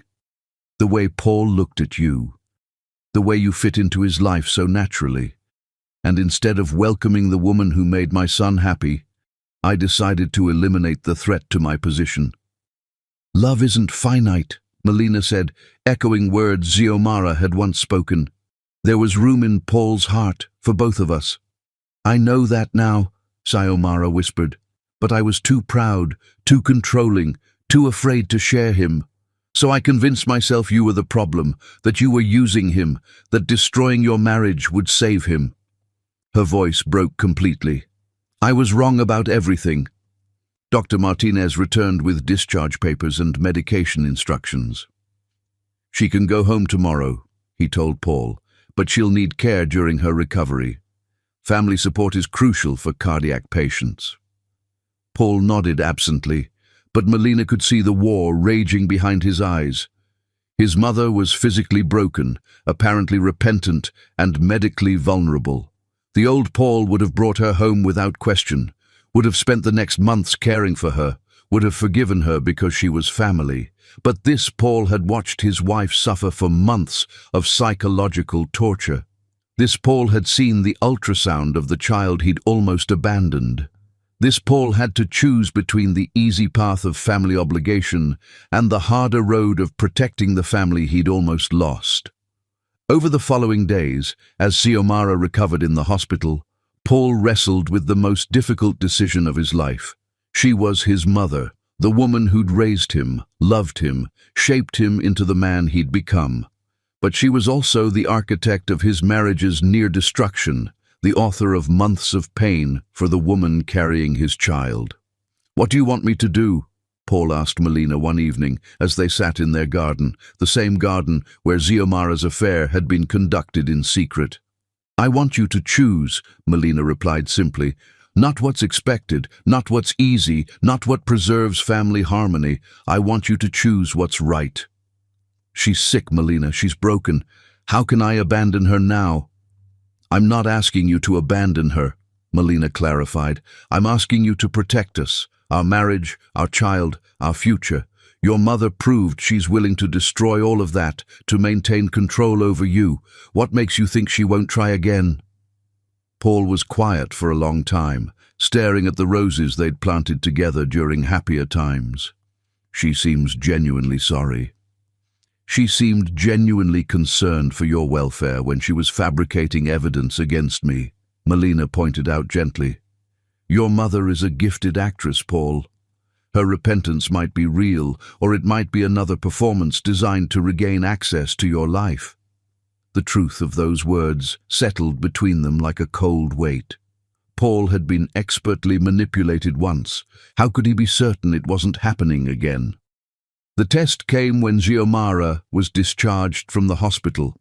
Instead of the expected invitation to recover at their home, Paul arranged for her to stay at an extended care facility, comfortable, well-staffed, but separate from their lives.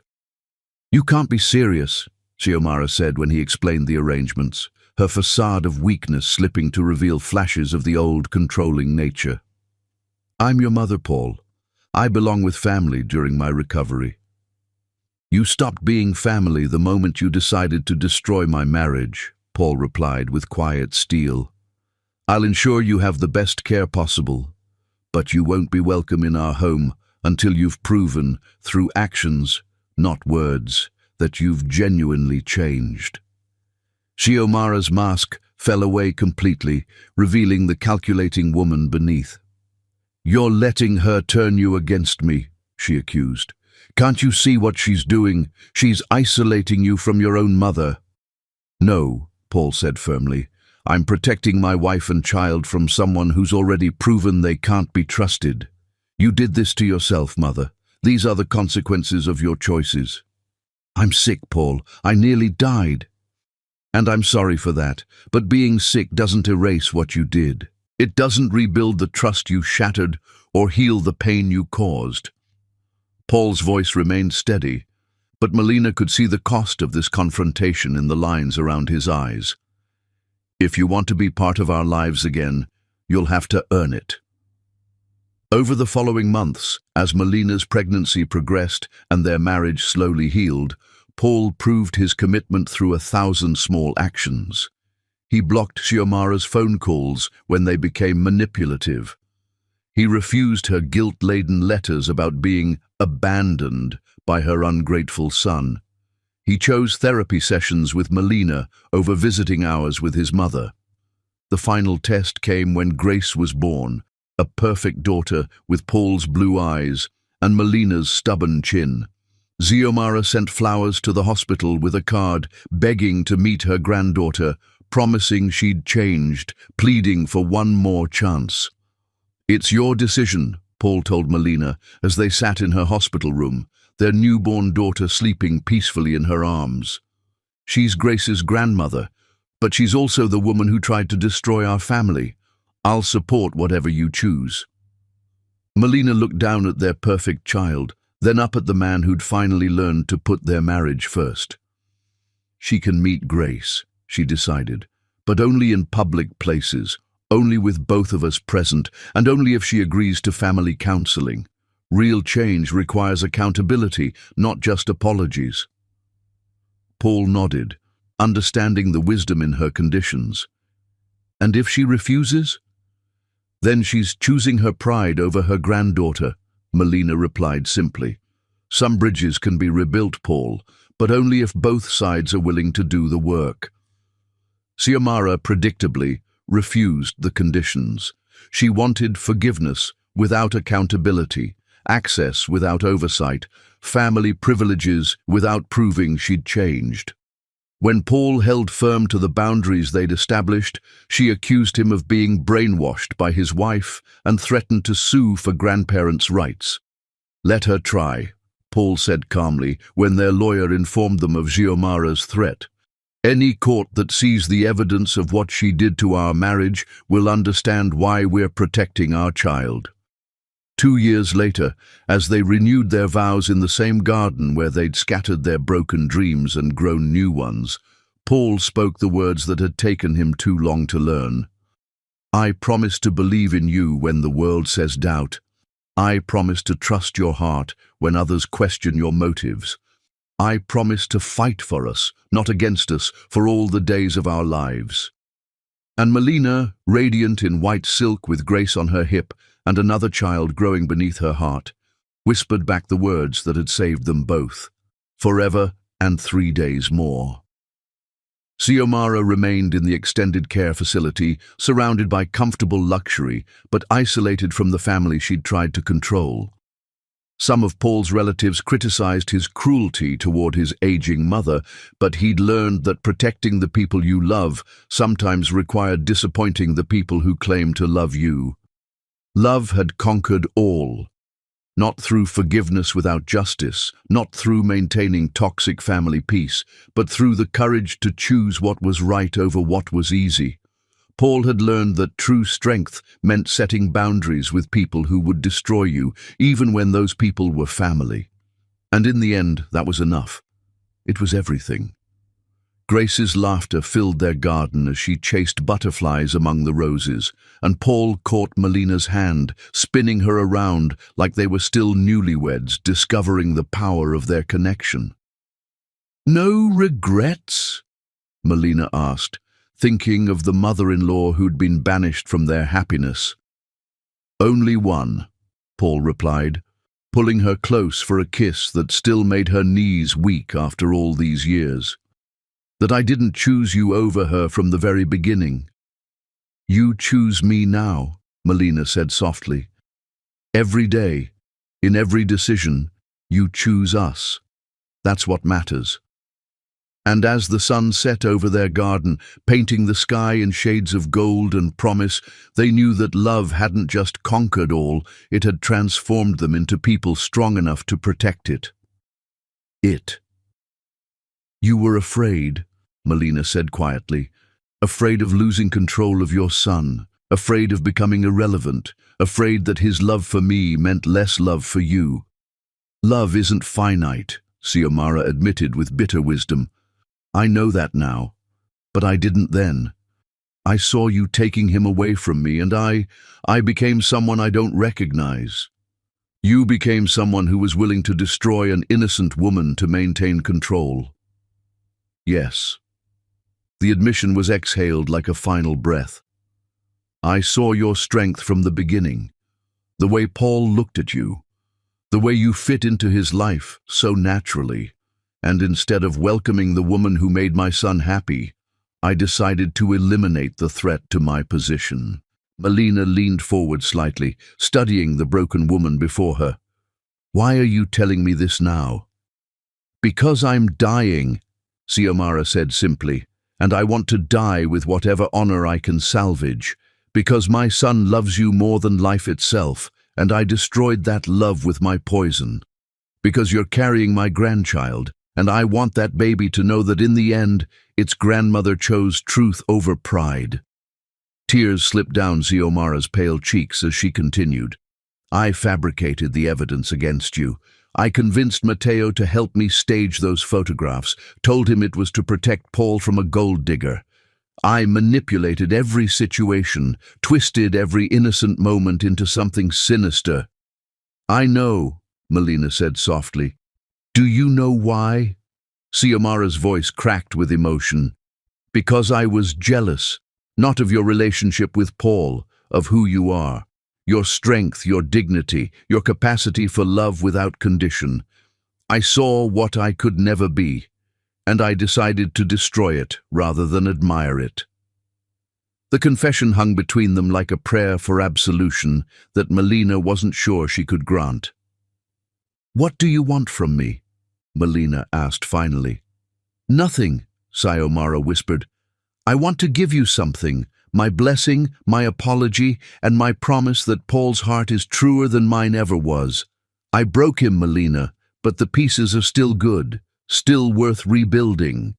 He chose to believe your lies, because I'm a master manipulator who spent 62 years perfecting the art of controlling people through love and guilt." Xiomara's smile was sad and knowing. Paul's only crime was loving his mother too much to see her clearly. "Don't let my sins rob you both of the happiness you deserve." A soft knock interrupted them, and Paul appeared in the doorway with Dr. Martinez, whose expression told its own story. "I'm sorry," the doctor said gently. "Her condition has stabilized, but she's had another episode. The next few hours will be critical." But Xiomara wasn't dying, not yet. Over the following weeks, she made a slow but steady recovery, her heart damaged but still beating. And with her physical recovery came the real test of everyone's character. Paul stood at his mother's bedside, watching her sleep, wrestling with the most difficult decision of his life. She was his mother, the woman who'd raised him, loved him, shaped him into the man he'd become. But she was also the architect of his marriage's near destruction. "What do you want me to do?" he asked Melina one evening as they sat in their garden. "I want you to choose," Melina replied simply. "Not what's expected, not what's easy, not what preserves family harmony. I want you to choose what's right. She's recovering, Melina. She's broken, but she's going to live. How can I abandon her now? I'm not asking you to abandon her, Melina clarified. I'm asking you to protect us, our marriage, our child, our future. Your mother proved she's willing to destroy all of that to maintain control over you. What makes you think she won't try again? When Xiomara was discharged from the hospital, Paul made his choice. Instead of bringing her home, he arranged for her care at an extended facility, comfortable, well-staffed, but separate from their lives. You can't be serious, Xiomara said when he explained the arrangements, her facade of weakness slipping. I'm your mother, Paul. I belong with family. You stopped being family the moment you decided to destroy my marriage, Paul replied with quiet steel. I'll ensure you have the best care, but you won't be welcome in our home until you've proven, through actions, not words, that you've genuinely changed. Xiomara's mask fell away completely. You're letting her turn you against me.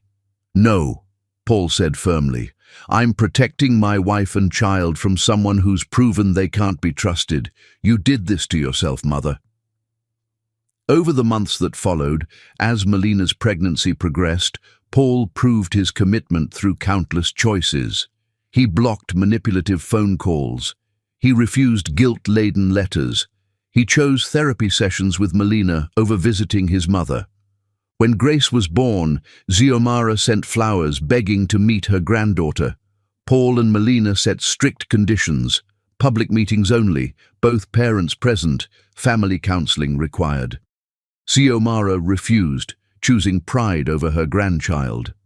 2 years later, as they renewed their vows in their garden, Paul spoke the words he'd finally learned. I promise to believe in you when the world says doubt. I promise to trust your heart when others question your motives. I promise to fight for us, not against us, for all the days of our lives. And Melina whispered back, forever and 3 days more. Xiomara remained in care, comfortable but alone, having chosen control over connection. Paul had learned that protecting love sometimes meant disappointing family. Love had conquered all, not through easy forgiveness, but through the courage to choose what was right over what was expected, and that was enough. It was everything.